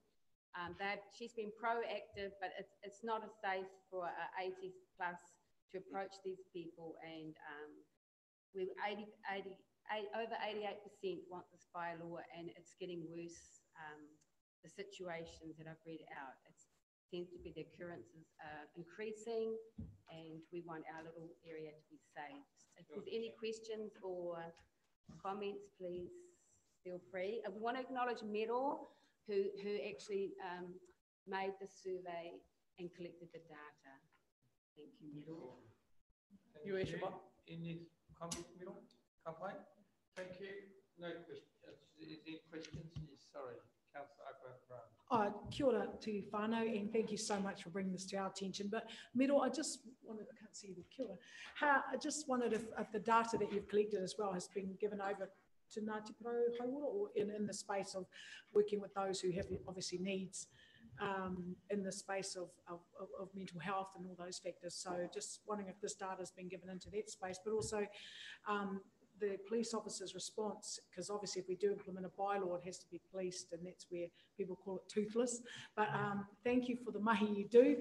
I certainly wouldn't want to have my nanny wandering around the streets after midnight, even if you have the walking stick. But thank you so much for the mahi you do in your beautiful part of this bay. But yeah, those are my two questions. Kia ora. No, I haven't handed it over to the Hauora yet, but it's definitely a plan. So this is kind of a holistic approach on, focusing on everyone's needs, and the bylaw was just the initial start, just get the investigation going, and then I was going to move on to the health side of things. Okay, thank you so much for coming. Thank you. Oh, yes. We need to acknowledge the council piece that was raised 18 months ago. It was raised at our community meeting, and acknowledge everyone who picked it up and created the questionnaire, and thank everyone for their part. Council officers are listening to the room, and we'll go through the next steps and be back in touch with you. So, okay, thank you. Thank you. Drive safely, big thanks.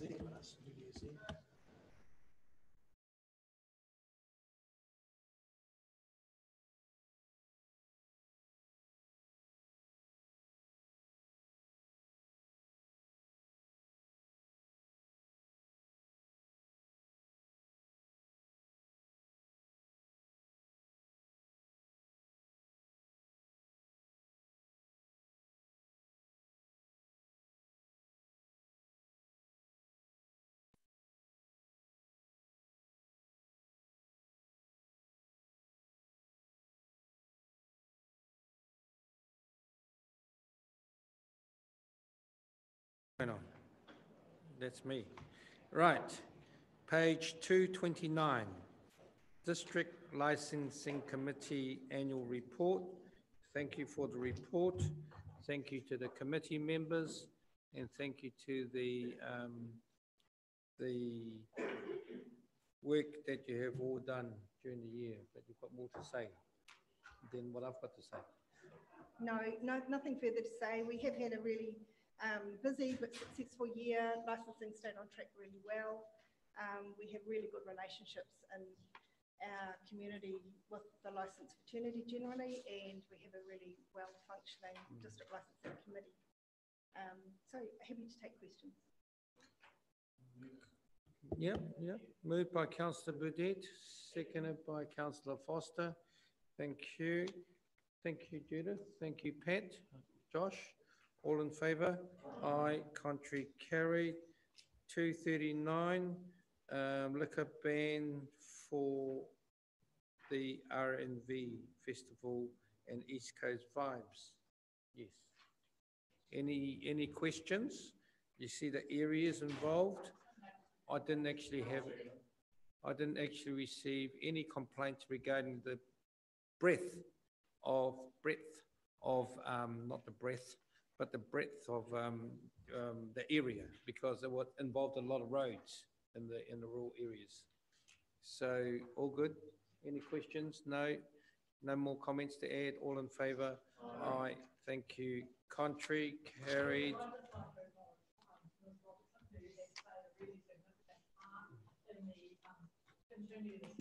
The establishment in the beginning, and then the adequate and professional functioning of the District Licensing Committee, and Ms Robertson's moving to a different department within Gisborne District Council. And so I really want to thank you, Judith, for the guidance that you've given to the committee and the lay people who sit on that committee, and the background that you source for the committee to enable them to make suitable decisions on behalf of our own community. And I can't stress enough how important the background information that is provided to the District Licensing Committee is to the committee, because if it's not adequately resourced, then inappropriate decisions could be made, which then reflect badly on council. So we have lost both Mr Kumar, and now we're losing Ms Robertson. So I just want to particularly acknowledge the time and effort that you put in, Judith, and you've been a pleasure to work with. Thank you very much. Thank you. Page 257, Civil Defence Emergency Management key changes. They are for noting. And some recommendations, 2, 3, 4, 5. Right, it names people, so we're going to put our hands up. And we want to acknowledge, obviously, Mr Higgs and Mr Clark for the long service in the civil emergency roles that they've participated in the past, and especially John, who has been since Cyclone Bola, participating and supporting civil defence in our district. And so, you know, that local knowledge is very important. Absolutely. And the volunteers, and we will have a cup of tea with them one day soon. All right? Right. I'd like to speak to the paper, please. Sure. I'll move, Councillor. Second by Councillor Wilson. Yes. Yes, Councillor Seymour. Yeah, I'd just like to speak to the suggestion here that 2 of our very busy staff at item 4 are potentially being moved as alternate group controllers. And I just want to say that I actually have always taken a fairly substantial interest in civil defence within this organisation, and even when Richard Steele was the civil defence controller. And because Uawa regrettably does have calls for civil defence issues more often than many of the other parts of the district.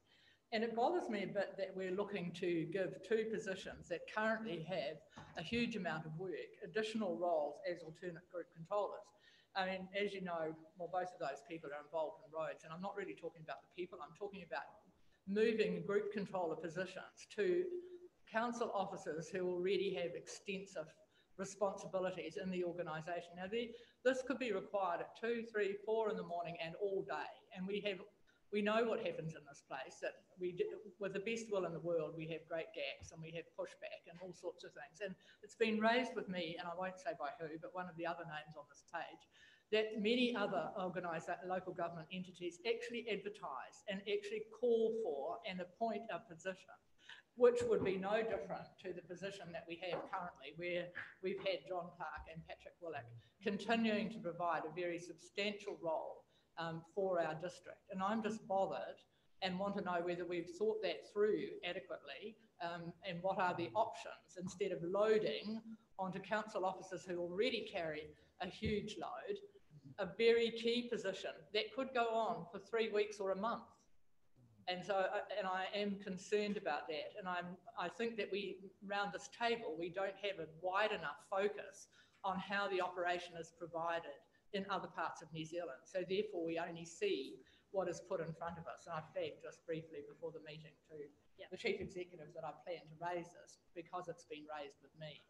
And I hear what the issue is that's been raised by the community. Okay. Through your worship, and thank you for raising it earlier as I was able to quickly whip around my colleagues, that other councils do not advertise for group controllers or key civil defence roles like recovery managers. We do advertise for our civil defence manager in terms of employees of council that are responsible for delivering the activities. Those are the positions we advertise for. In terms of appointing a group controller, that comes through a recommendation process to the KEG, which is the coordinating executive group, and I'm the chair of that group. And they are responsible for making the recommendations to the council, in this case is the group, for approving a group controller. What has been put to you is that they are alternate controllers, as we discussed at KEG yesterday, so they endorsed the recommendations that are here to council. I think it's just in terms of the timing process that will come to you as a group. What we discussed yesterday is that the group controller, once John retires at the end of January or prior to that, will be a recommendation that will be made collectively by a subgroup of KEG, so myself and the other key emergency services, because they need to be comfortable with whom that group controller is, and that will come back to the council as a group for approval or otherwise. So at this stage, appointing internals as in key positions is part of that succession planning and building capacity for the organisation to be able to respond to its core administrative duty around providing civil defence emergency function in the region. It is about having the people that have the capability, but also, as you pointed out, the capacity to deliver and the experience. And one of the people that has been recommended has a police background, has been involved in substantive emergencies on the ground, and it's actually a management matter to work out whether they have the capacity to deliver their day job or not. And as we all know, when we have issues around civil defence in our region, our day job does come the civil defence response. So that is the core function of council. So as I've said, there has been a review that was carried out that got presented to the KEG yesterday. We are an anomaly in terms of how we deliver civil defence emergency services, so heavily reliant on external contractors to deliver it. They are mainly provided by councils. There are some exceptions where fire provides some services. I think it was in Marlborough, they contract them to deliver that, but of course they're part of the KEG by statute. So this is about aligning us. This is about professionalising the service, because that's the way the TAG has recommended that McDem go in terms of setting national standards for group controllers, that the roles are professionalised, that adequate training is in place, and that councils that are responsible for delivering responsibilities. Thank you, Councillor Wilson. And I had a similar concern around that, but yes, I can understand what you've explained there. Probably the other part to the equation is these are key positions, of course, and even though 2 people are alternate group controllers, it's amazing how many times the group controller is out of town when one of these events occurs. So, you know, they're likely to be called upon. So my question is around the training of these people. Have any people done their training yet, or when is the training planned, please? Through your worship, so we currently have 2 trained controllers, alternate controllers. So James is done his recent as of like last week or 2 weeks ago, and Louise is our trained ones. John has the experience, but the training might not be in terms of what's being provided by McDem up to date. But there's a grandparenting kind of process that's in place for those that are experienced and have been involved in civil defence for a long period of time before the other alternates are appointed into that role. And of course that's up to council whether they step into a group. They would need to be qualified, they would need to be trained, and have that up-to-date training. There is no training for recovery managers. That's something that McDem are currently working on, but we would expect them to have a training program in place for recovery managers next year, of which the expectation is that everyone that is involved has training. As I mentioned earlier, that ultimately health and safety liability resides with myself, and so I need to have those checks and balances in place and make sure that training is there. So supplementary to that, how much time out of their day jobs does the training take and keeping the training up? So it's not just when an event happens, and we struggle, and you've told us already this morning how we need to resource up to do some of the to-do things on our list. This is taking key people out of their day jobs to do yet another task. And so how much time is the training going to take, and how often is it? Because it would need to be kept up to speed. I'm not quite sure in terms, I think the controller training is about a week long. And so I'm not sure how often that gets run. James might be able to comment on that part, but I'll come back in terms of the time required. Mr. Beattie? Out of the day job. Shout. Mr. Yeah, Beattie? shout.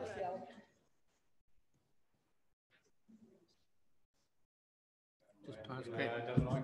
Pass Pat's over.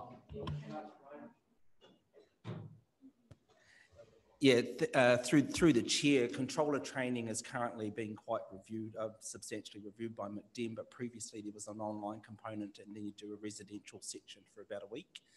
I believe going forward that it is envisaged that they're going to be refining that a bit further, and it'll be cyclical every 3 years, but that's the intention at this stage. And I think we'll be hearing very soon from McDem about the finer details of how the program will work going forward. It is a little bit of an investment, but albeit some time away from the office, it's critical and part of our duties as a local authority. Thank you. Councillor Thompson. Thank you, Worship. My concerns are similar to what's been voiced already, and I looked at the list. I thought capable people, and then I thought, well, you know, in the event of a major, a big one, the two biggest things that we have issues with roads, water pipes, those sorts of things, sewerage. And these are people who that's their key role. And it concerns me that as controllers, they have to be looking after the welfare of people, a whole lot of other things, you know, like food to people up in the getting people fed, getting supplies to people, getting that. It does concern me. So, but look, honestly, if you've thought it through and think that they can cope and to get that all done, then I'll have to take your guidance on that. But it does concern me that you're taking key people out of key roles which need probably 100% of their attention, 110% of their attention at the time if something really happened. And you know, that's a little bit of a niggle I have in the back of my mind. Nadine. Through your worship, yes, I have thought about it, and I have spoken to people that have been put forward who are enthusiastic about the role. As you have pointed out, it is about infrastructure, and they know our infrastructure. And one of the key things and critical responsibilities about a group controller is when you declare, I'm handing this organisation over to that person to run and to manage my staff and tell them where to go. So I need to have utmost trust in the person that is selected as group controller.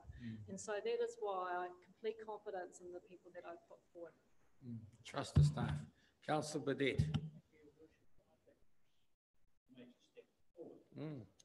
Nadine has just Microphone. Microphones. That the staff, and we know the names on there, we know their performance in the past, think about the Tolaga Bay for those two massive floods. The experience is there, so I don't have an issue, and hope we make the right decision. Okay, it is a division, oh, sorry. Third time, yes. They would still be her staff and she would still have control. Thank you very much for that comments. Councillor Stoltz? Okay, voting. Hands up.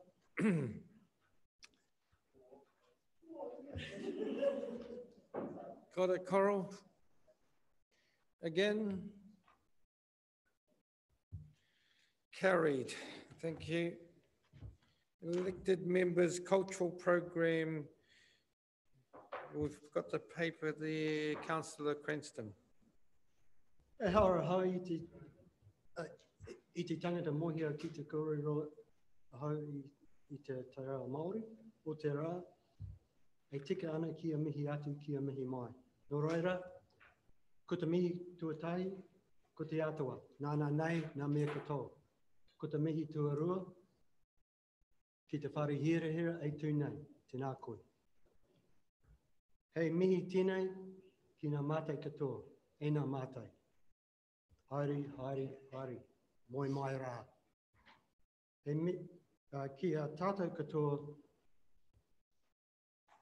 ki a hunga ora e tau nei, tēnā koutou, tēnā koutou, tēnā koutou katoa. Tēnā koutou kua tai mai nei mō tēnei kaupapa, e kaupapa whakahirea. Hei pai ki au, ki te ako, tikanga Māori. Kaori hei rarurau. Me he aha te tika, te take, he aha te take. Now, what I've said is that I've got absolutely no problem learning tikanga Māori. I've been doing it for years, no problem at all. Good thing to do. But what's the reason we're doing it? What is the reason we're doing it? How did we move from a statement, an alleged statement that had a racist connotation to it? How did we move from that one statement to, as a collective, which this recommendation is to the collective, how did we move to being a collective of biased, bigoted, culturally unaware racists? That is disgusting on this group as a whole. How did we move from that one place to, as a collective, be now under this cloud? And that's what this paper is saying, because the paper says to address issues of bias, racism, and cultural influence. Now, we all like tikanga Māori, and if we want to learn it, that's a good thing. No problem with that. But under this cloud of enforcement, because of the position that is stated that we are, as a respected group of individuals, we all voted here on our merits. People knew what we're like. They didn't elect us because we were bigoted. They didn't elect us because we were biased. They didn't elect us because we were racist. They elected us because they had an element of respect. We didn't change overnight. So as a collective, why are we now having to address the issues of being biased, racist, culturally unaware, and bigoted? Now, I think that's an insult to the council as a whole. And on that basis, I cannot support it. Not on any other basis. I've spoken to councillors who said they are reluctant to speak up because there will be something out there saying, oh, they're racist. This isn't about this. This is about what we are as a collective. So I will not support the paper. Councillor Bidej. Thank you. When I read this, Worship, fellow councillors, I wrote down condescending, arrogant, political preface, insulting to some.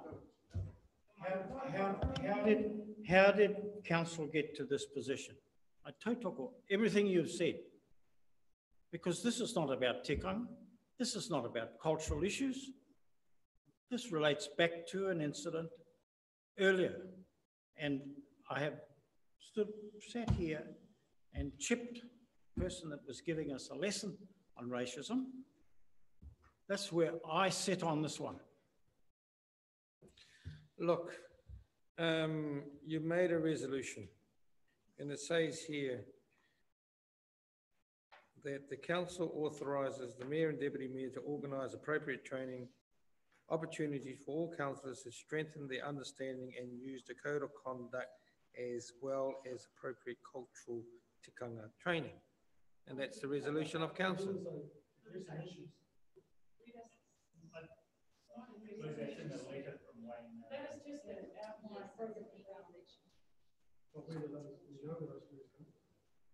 So that's the. It says we're addressing issues. Should I say how we got? No, we know how we got it. No, but what I'm trying to say, when we did look into the complaint that was made, it became very clear that as councillors, we have certain tools given to us when we become councillors, and one of those tools would be the standing orders. Another tool would be our code of conduct. And our independent member on the panel asked, so what cultural traits, because you've got a community that are 50% Māori, 50% Pākehā, what cultural training do you have when you are elected?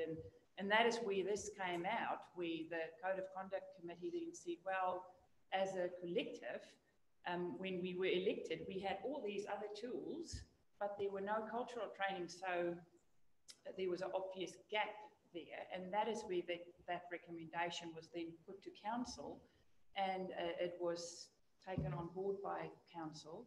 And the reason we looked into this program is that ECT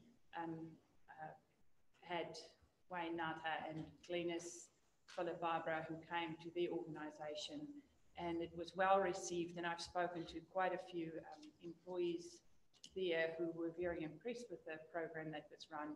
So that is how we came across this. So just a little bit of background on how this came to roll out.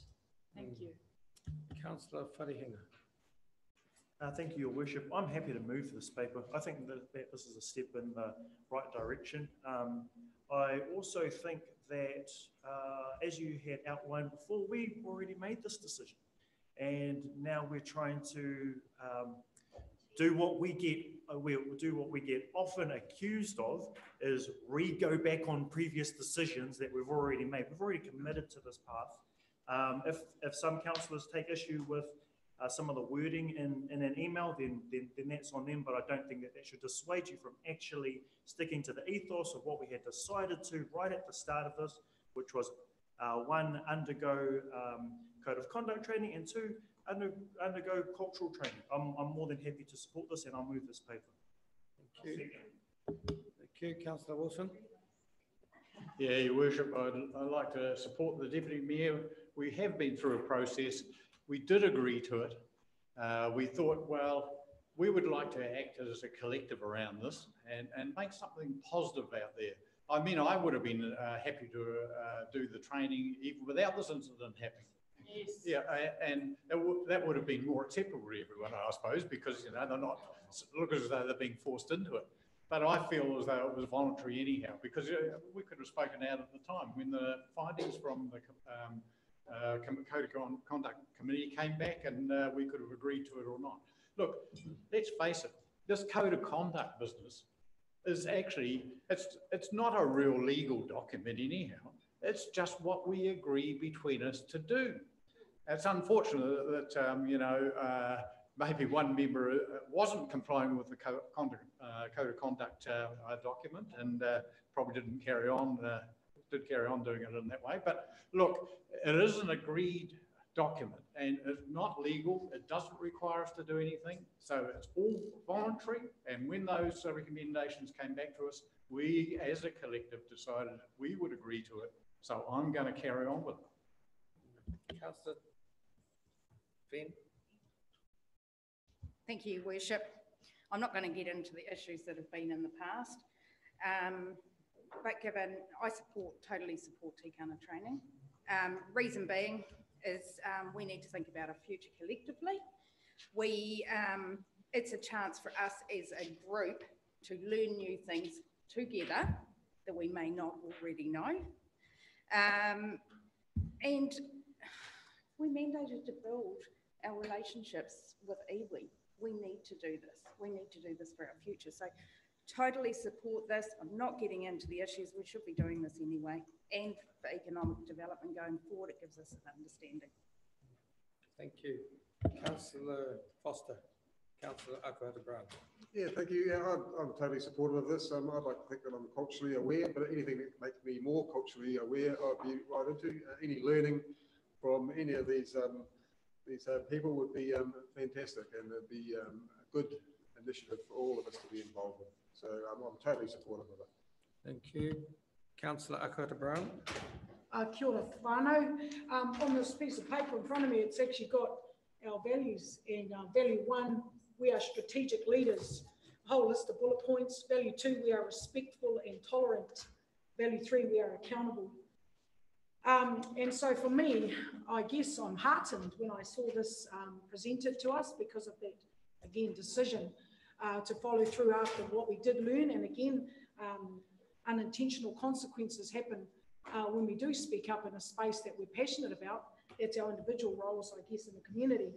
But for me, personally, I don't see, I'm writing another article in regards to what I call courageous conversations.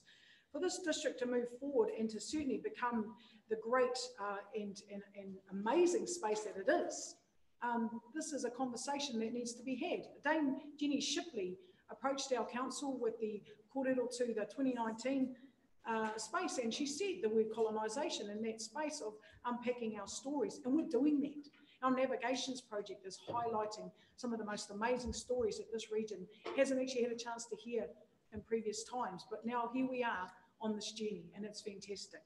I'm disappointed when I hear that that some don't feel the need to be taught or expanded in the learning space of this, because this is an area I've never been taught on. And I have the opportunity now, more than ever in my lifetime, to actually embrace who I am as a Māori. It's not been something I've ever had the chance as much as I have now. So I just see it as fitting in with our values. I don't see it, I see it as working towards being better treaty partners. And I see it as us representing this district better because of the portion of Māori who live here.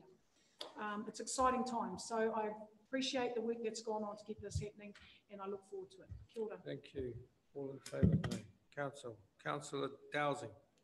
Any contrary comments? No, it's not contrary. It's supported, but it is slightly different, and it's that we've identified that this is something that goes that fits well with our council and something that the people around this table are willing to undertake. But we haven't been strategic leaders yet because we haven't implemented this for future councils. And I believe that that if we want to consider this as something that's valuable and worthwhile, that we should be putting this within each triennium and making sure tikanga training is something that happens as you're inducted into council, and it should be aligned with your into learning your standing orders and code of conduct. So I think that in the future we want to put this responsibility to the chief executive to provide tikanga training for councils. Thank you. No, well, you want to write? No, you're not the right reply. Because it's been challenged, I think I should have a say. I have said at the start of my conversation, I've got no problem with cultural learning, tikanga training. My issue is, and this is a reply to Nadine, that it says a particular approach we've taken to address the issues of bias, racism, and cultural responsibility. So they have been fed that they need to do this training on the basis of bias, racism, and responsibility, cultural responsibility. That's my issue. My issue isn't the training. I'm all for the training. My issue is the training under this cloud of you have to do it because you're biased, racist, and culturally unaware. That's the issue, not the training, not the tikanga. Can I ask what was in the letter that the chief executive sent asking for the training? Because that's where that might come from. Yeah, so a couple of things. You shouldn't have got the email attached like that in its raw form. But the second part of it was a conversation around what happened with the ECT training. We'd be interested as part of the resolution from the council, and in terms of the conduct review, the council are to undertake some cultural training, and this was the response to that. There was nothing in it in terms of bias or racism or a bigoted approach. It was, this is the program that they run out. This is what they provided to ECT. So I think it's probably been read into too much. No, it was actually the trustees. that- No, it wasn't because I've met the trustees. Initiated. Several trustees have told me they didn't go. So I can't- Yes, I know they didn't go, but it was offered. It was offered. I was away in London. All in favour? Contrary? Carried. Thank you. Chief Executive's report, page 262.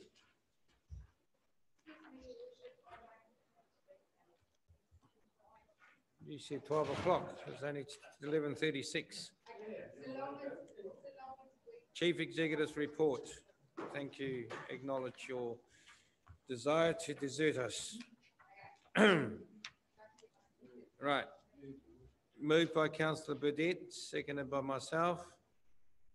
Now, any further matters? I think, again, we like the presentation of it. But it's still coming back to Councillor Wilson's point, is the comparison of the budget and the actual current situation, even though...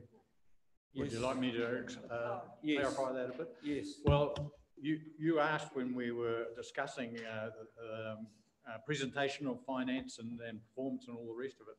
And I have regularly said, well, the Chief Executive report allows it to be clearly understood with progress of the project along with the financials, variations, bit of commentary around it, all the rest of it. So I am told that at the next Finance and Audit Committee meeting, there will be a presentation about the equivalent. And is that right, James? And Kate is nodding her head, and I believe that all departments have had an input into this, so I'm very hopeful that we're going to really move on from this, and I'll retire from this organisation very happy that everyone can understand the financials and progress. Okay. Nadine. Your Worship, so yeah, I was just going to lead on to that. But the other part of this is that in here we have all the major project updates. One of the things we had talked about as part of lessons learned around the projects and the steering groups and having input into those major projects in progression is that there needs to be a better management of that. What we will be looking at doing, because Future Tairāwhiti's scope is about oversight and management of those major projects, is taking out the section on major projects and moving it into Future Tairāwhiti as regular updates, so that those projects are managed within the committee that is there. So that is a change that you may see coming through in the activity report, is that we'll be dropping major projects in updates like this into Future Tairāwhiti. Sure. Thank you. Councillor Dowsing. Thank you. After our annual report this morning and the conversation we had around that, I was just looking at the DrainWise project in here and seeing that currently this is reporting for the first 25% of the year, and we're only 7% of the way through the budget. I know budget doesn't always indicate the schedule, but just highlighting earlier that at the moment it's hard to see that we are actually keeping to that time frame. And yeah, so I can't wait to see more reporting on it in Future Tairāwhiti and discussions around progress. Councillor Stoltz. One thing that caught my eye on page 285, we've been recently talking a lot about the MAR pilot, and I was just concerned that there's no project manager at this stage. Is there someone lined up? Because this is a very important project. Is someone being sourced or scoped to do that? So the position closed on the 15th of October, so we will be interviewing applicants.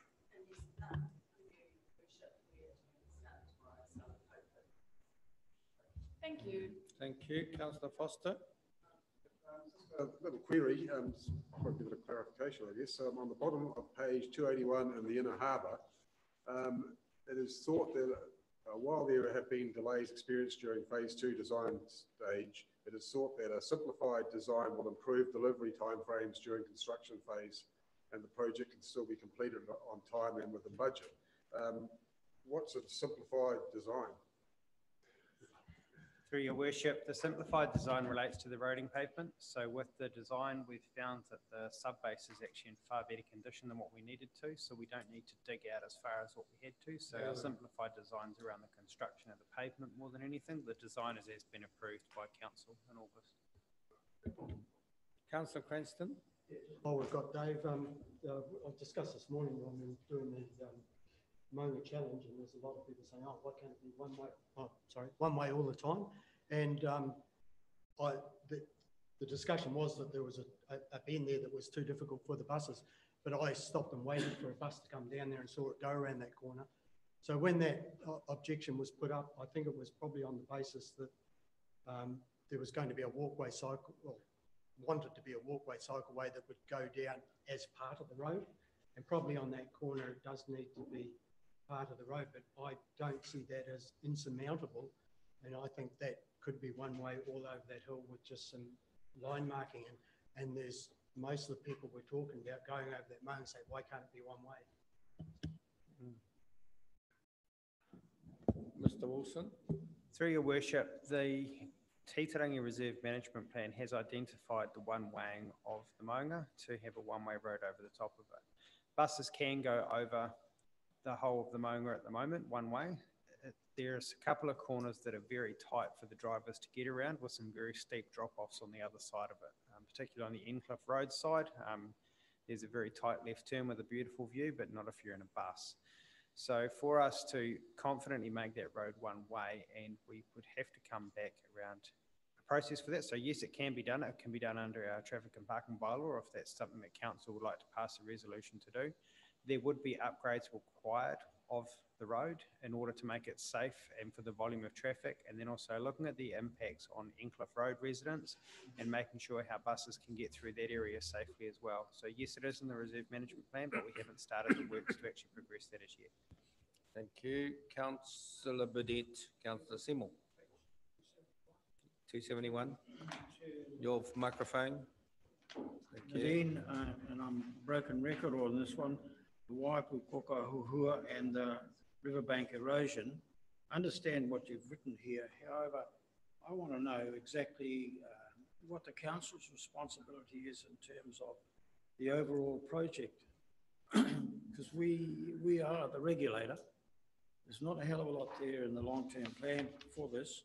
I had the opportunity of talking to Shane Jones when he was here regarding this, and I was given to understand any application for funding should be directed through the council.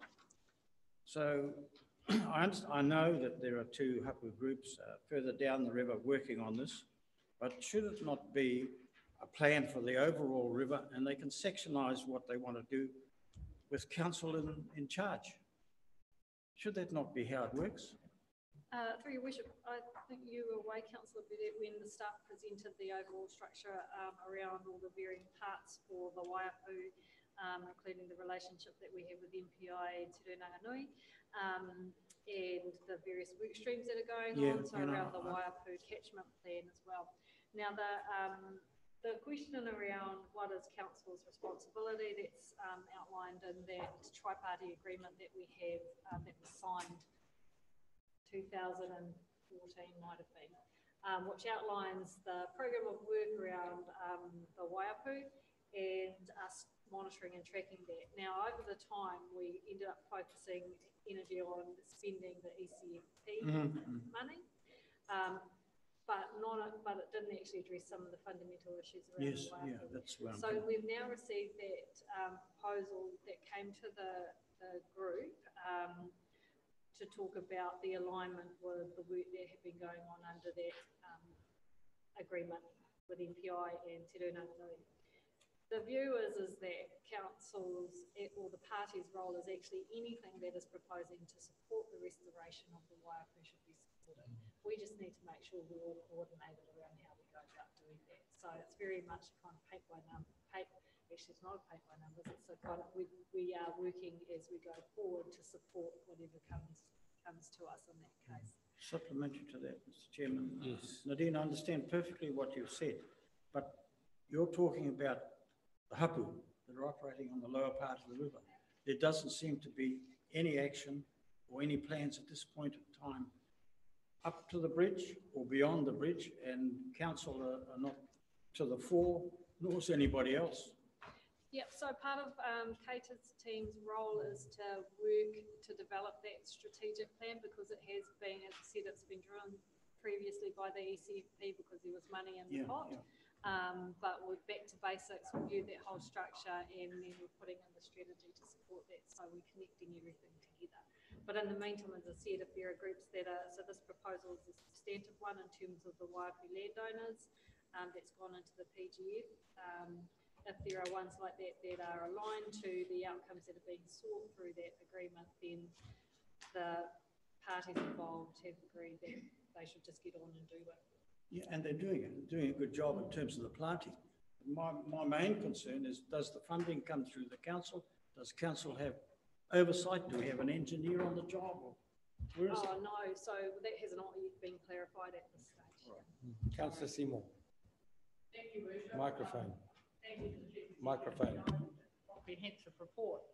On the first part, on 266, we talk about the community meetings in our new fortnightly e-newsletter. I wonder if anyone's looked at the, I tried looking at those two community meetings, and the one on Waipawa is not a good presentation once it's actually on the screen, and it cuts off the people that are speaking. So could our comms team look at, when we take a video of a meeting to then turn around and put on the e-news, have a look at what it appears like.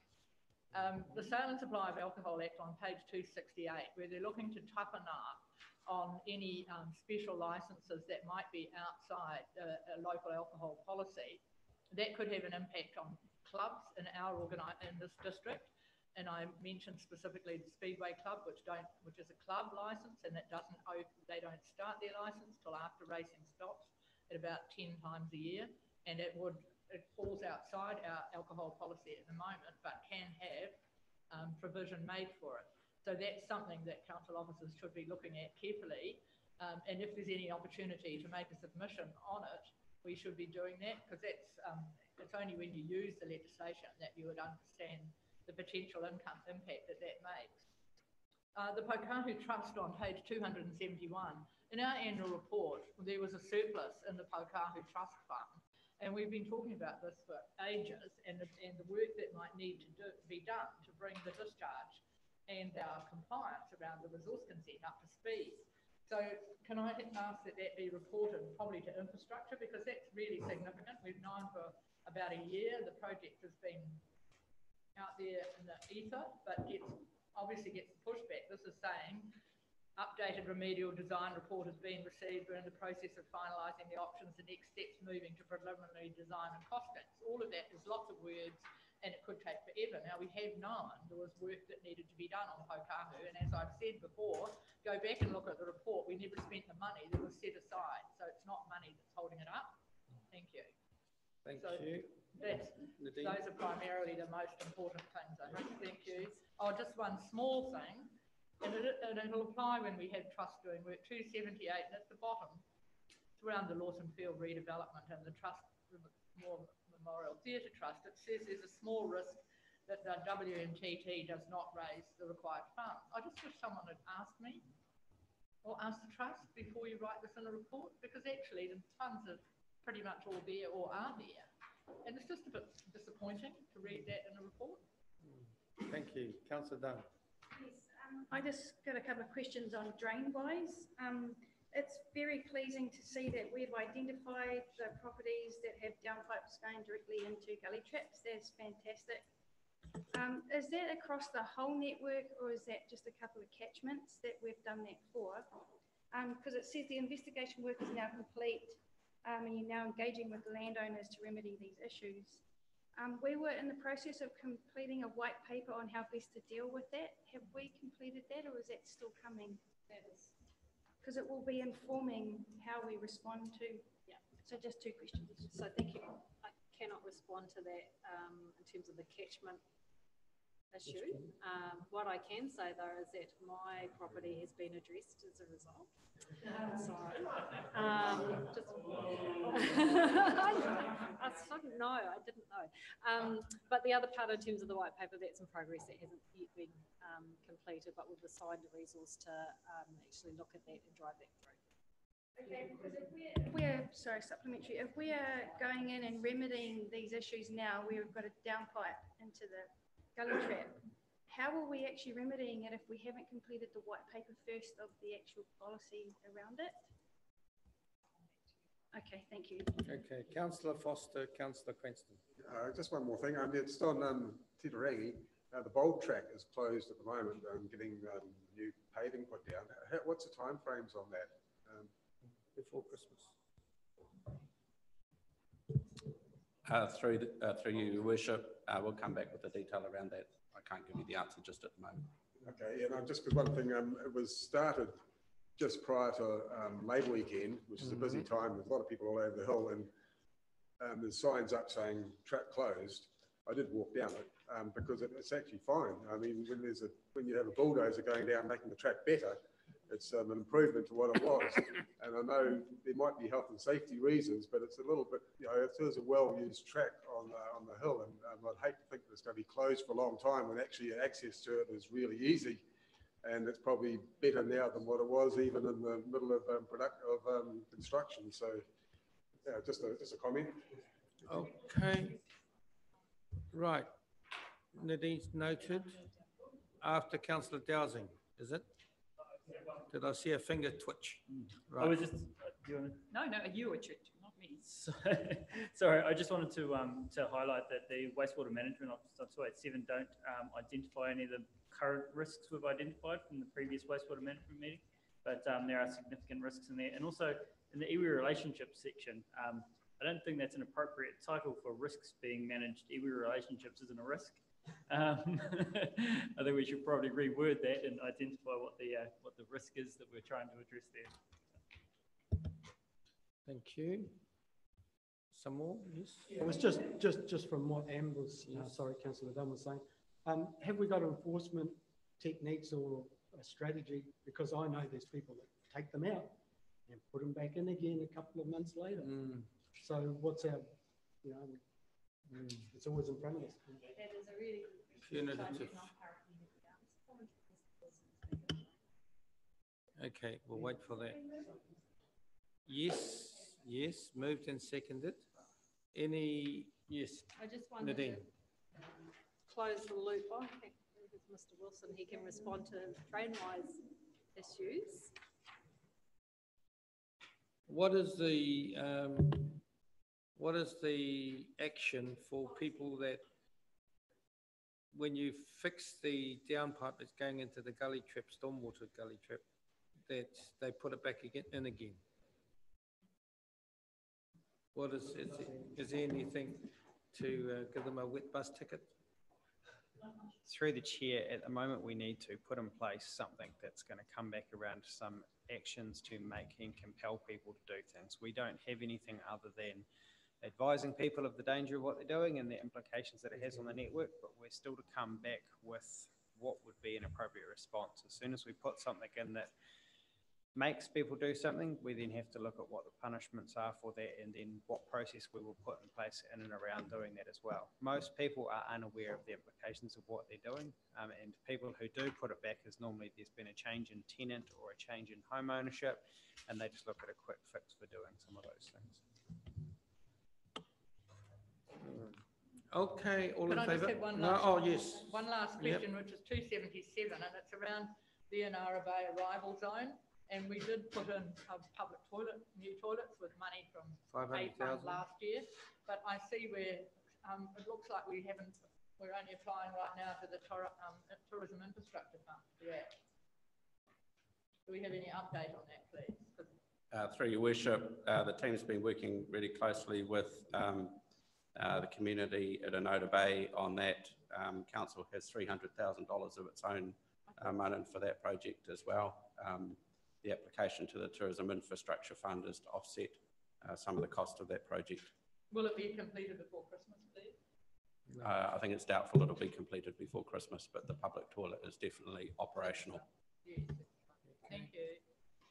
Yes, some more? Yes. Your Worship, I just trying to close the loop on all the actions that have been picked up from the discussion. So some further information around the bowl track timeframes, the e-news comms, making sure that the links are working, a report back to assets on Paukahu. David addressed the drain wise, the alcohol changes to the policy and the impact on pubs for staff to take into account. I just want to get clarification in terms of the one-way titirangi for staff to progress that. Yeah. And I mean, because that's been raised several times before, if there isn't some new money and it needs a couple of corners taken off it, then we should look at it as a project, shouldn't we? We shouldn't just say it's too hard. But do we support one way? So I was just asking that on page 286, it said that the list of properties with downpipes going straight into the storm wastewater system has been completed. I wanted to know whether that was across the whole network, wastewater network, or was it just a few catchments? Please. Through your worship, that's for the Kaiti catchment. Thank you. Councillor Wharehinga. Just in regards to the one way on Titirangi, I'm pretty sure that there's very strong support for that around the table, and I know for a fact that there's strong support for that in the community. One of the first community development committees that I came to in my last term, we had a group of sports people come and actually present on the one way, on having Titirangi being one way, and it's so I think it's definitely something that we should be progressing forward, and I'm pretty sure that my fellow councillors agree in regards to that. It's 4 years later. Come on, man, just taking out some corners and so let's do this. Just be mindful, Councillor Wilson. Well, just on that, you can't assume that we all support that. I mean, in principle, we might do, but I would want to see what the effects of doing that is. But all of a sudden, you'll have a heap of traffic ripping through another part of our city that hasn't happened before, and there might be unintended effects. So I want to see the balanced report about it.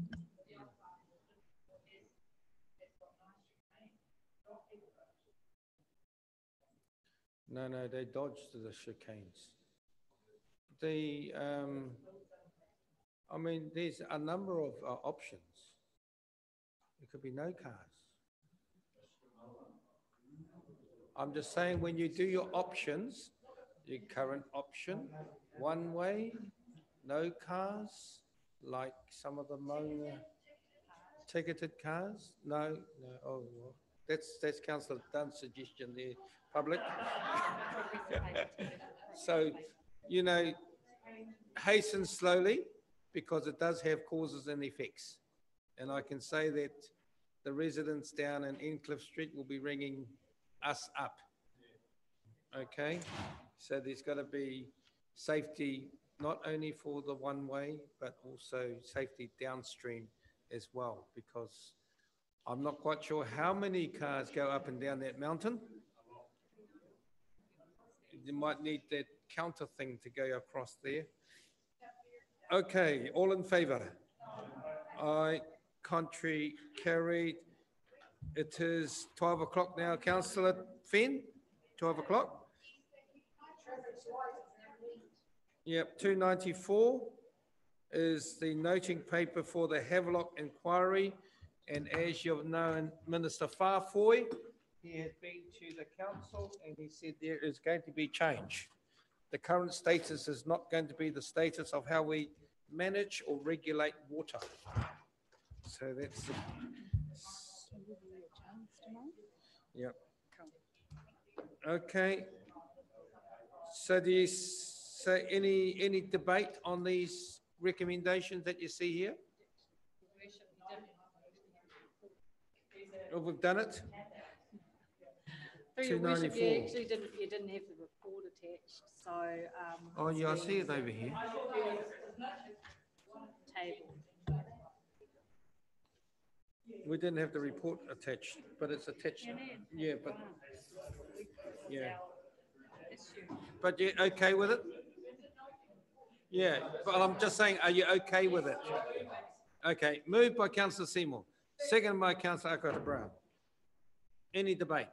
All in favour? Contrary? Carried. Township Plan Upgrade Program. Moved by councillor, was it Dowsing, was it? Yeah, councillor Dowsing, seconded by councillor Stoltz. Anything else from there? Any questions? How is the Manatuki ones coming along? All right, ready to implement? Manatuki Muri one? In regards to Manatuki, costings are being sought in programming to implement those works in terms of Manatuki. Did you hear that? No, can you say it again, please? We're just getting the costings to deliver the work as per the Manatuki plan that was adopted 2 months ago, I think, through Comedy.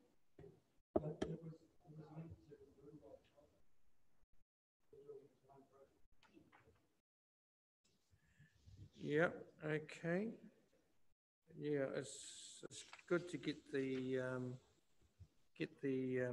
upgraded, update the report, but Muriwai and Manatuki is not featuring in the update. That's why I'm saying, asking the question. They've been waiting, or somebody's been waiting. Okay, right. Yes, Councillor Akota Brown. Thank you, Bishop. Kia ora. I just was wondering, within the framework of township upgrades, how much information you may receive of upgrades that are happening at a local level, the community doing projects within there. I'm just cognizant of Te Araroa, especially this weekend past, some mahi was happening up there. And I just wondered, are you aware, are those projects of sorts that happen from a grassroots kind of movement of sorts, are given into council? I mean, obviously there'd be resource consents if they are, asking for those types of things. But are we kind of being given information, I guess, around projects that occur in the township spaces that locals are leading, etc.? Absolutely, when we are aware that there are requests for support, so perhaps to open up the landfill when there's a rubbish collection alongside of the roads where it's community driven and where we know, absolutely. Obviously can always do better and rely on our relationships with those communities. Councillor Thompson. Yes, look, I've been through about 4 of these and they definitely start with the community and people. Melbourne's been about Manatuki, I'll take a reckon, no matter what I do. And one of the biggest things that we have is to get that community together, because everybody has a lot of different ideas, and generally you just give it time, work it through, and it sorts itself out. Like there have been times when people have sort of broken away and you just work it through. And I believe that the outcome of what we give these communities is a true reflection on that community. There will always be the odd person who might disagree with it or whatever, or thought of something else, but no, I'm totally satisfied. And generally, I think that we come up with good results. Great, okay. All in favour? Aye. Contrary carried. Have the War Memorial Theatre report, page 299. Thank you. Moved by Councillor Seymour, seconded by Councillor Stoltz. Another great stellar year, and just want to acknowledge the committee trustees for their passion and commitment to fundraising for us. Now, I'm not quite sure whether there should be a capital T in the trust. And it is a T, isn't it? Capital T. Yeah, it's all good. Any other comments? Thank you.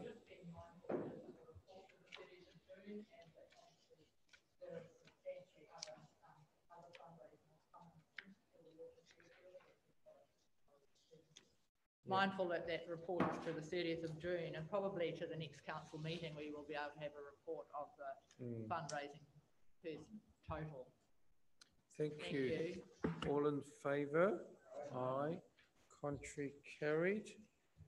We're going to go into public excluded soon, but we're going to, Mr. McLean has informed me that Mrs. Fay Healy had passed away, who was the mayoress of the council back a while ago. It was I don't think I was here, but just acknowledge that. May we stand for a moment of silence for Mrs. Healy.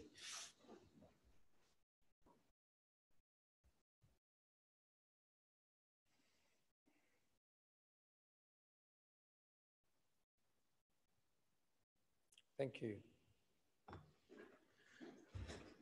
Right, we get the public excluded, moved by Councillor Burdett, seconded by Councillor Stoltz.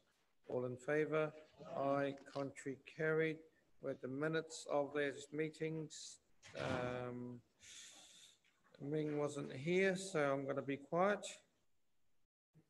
The mayor wasn't here, but moved by Councillor McLean, seconded by Councillor Dowsing. Thank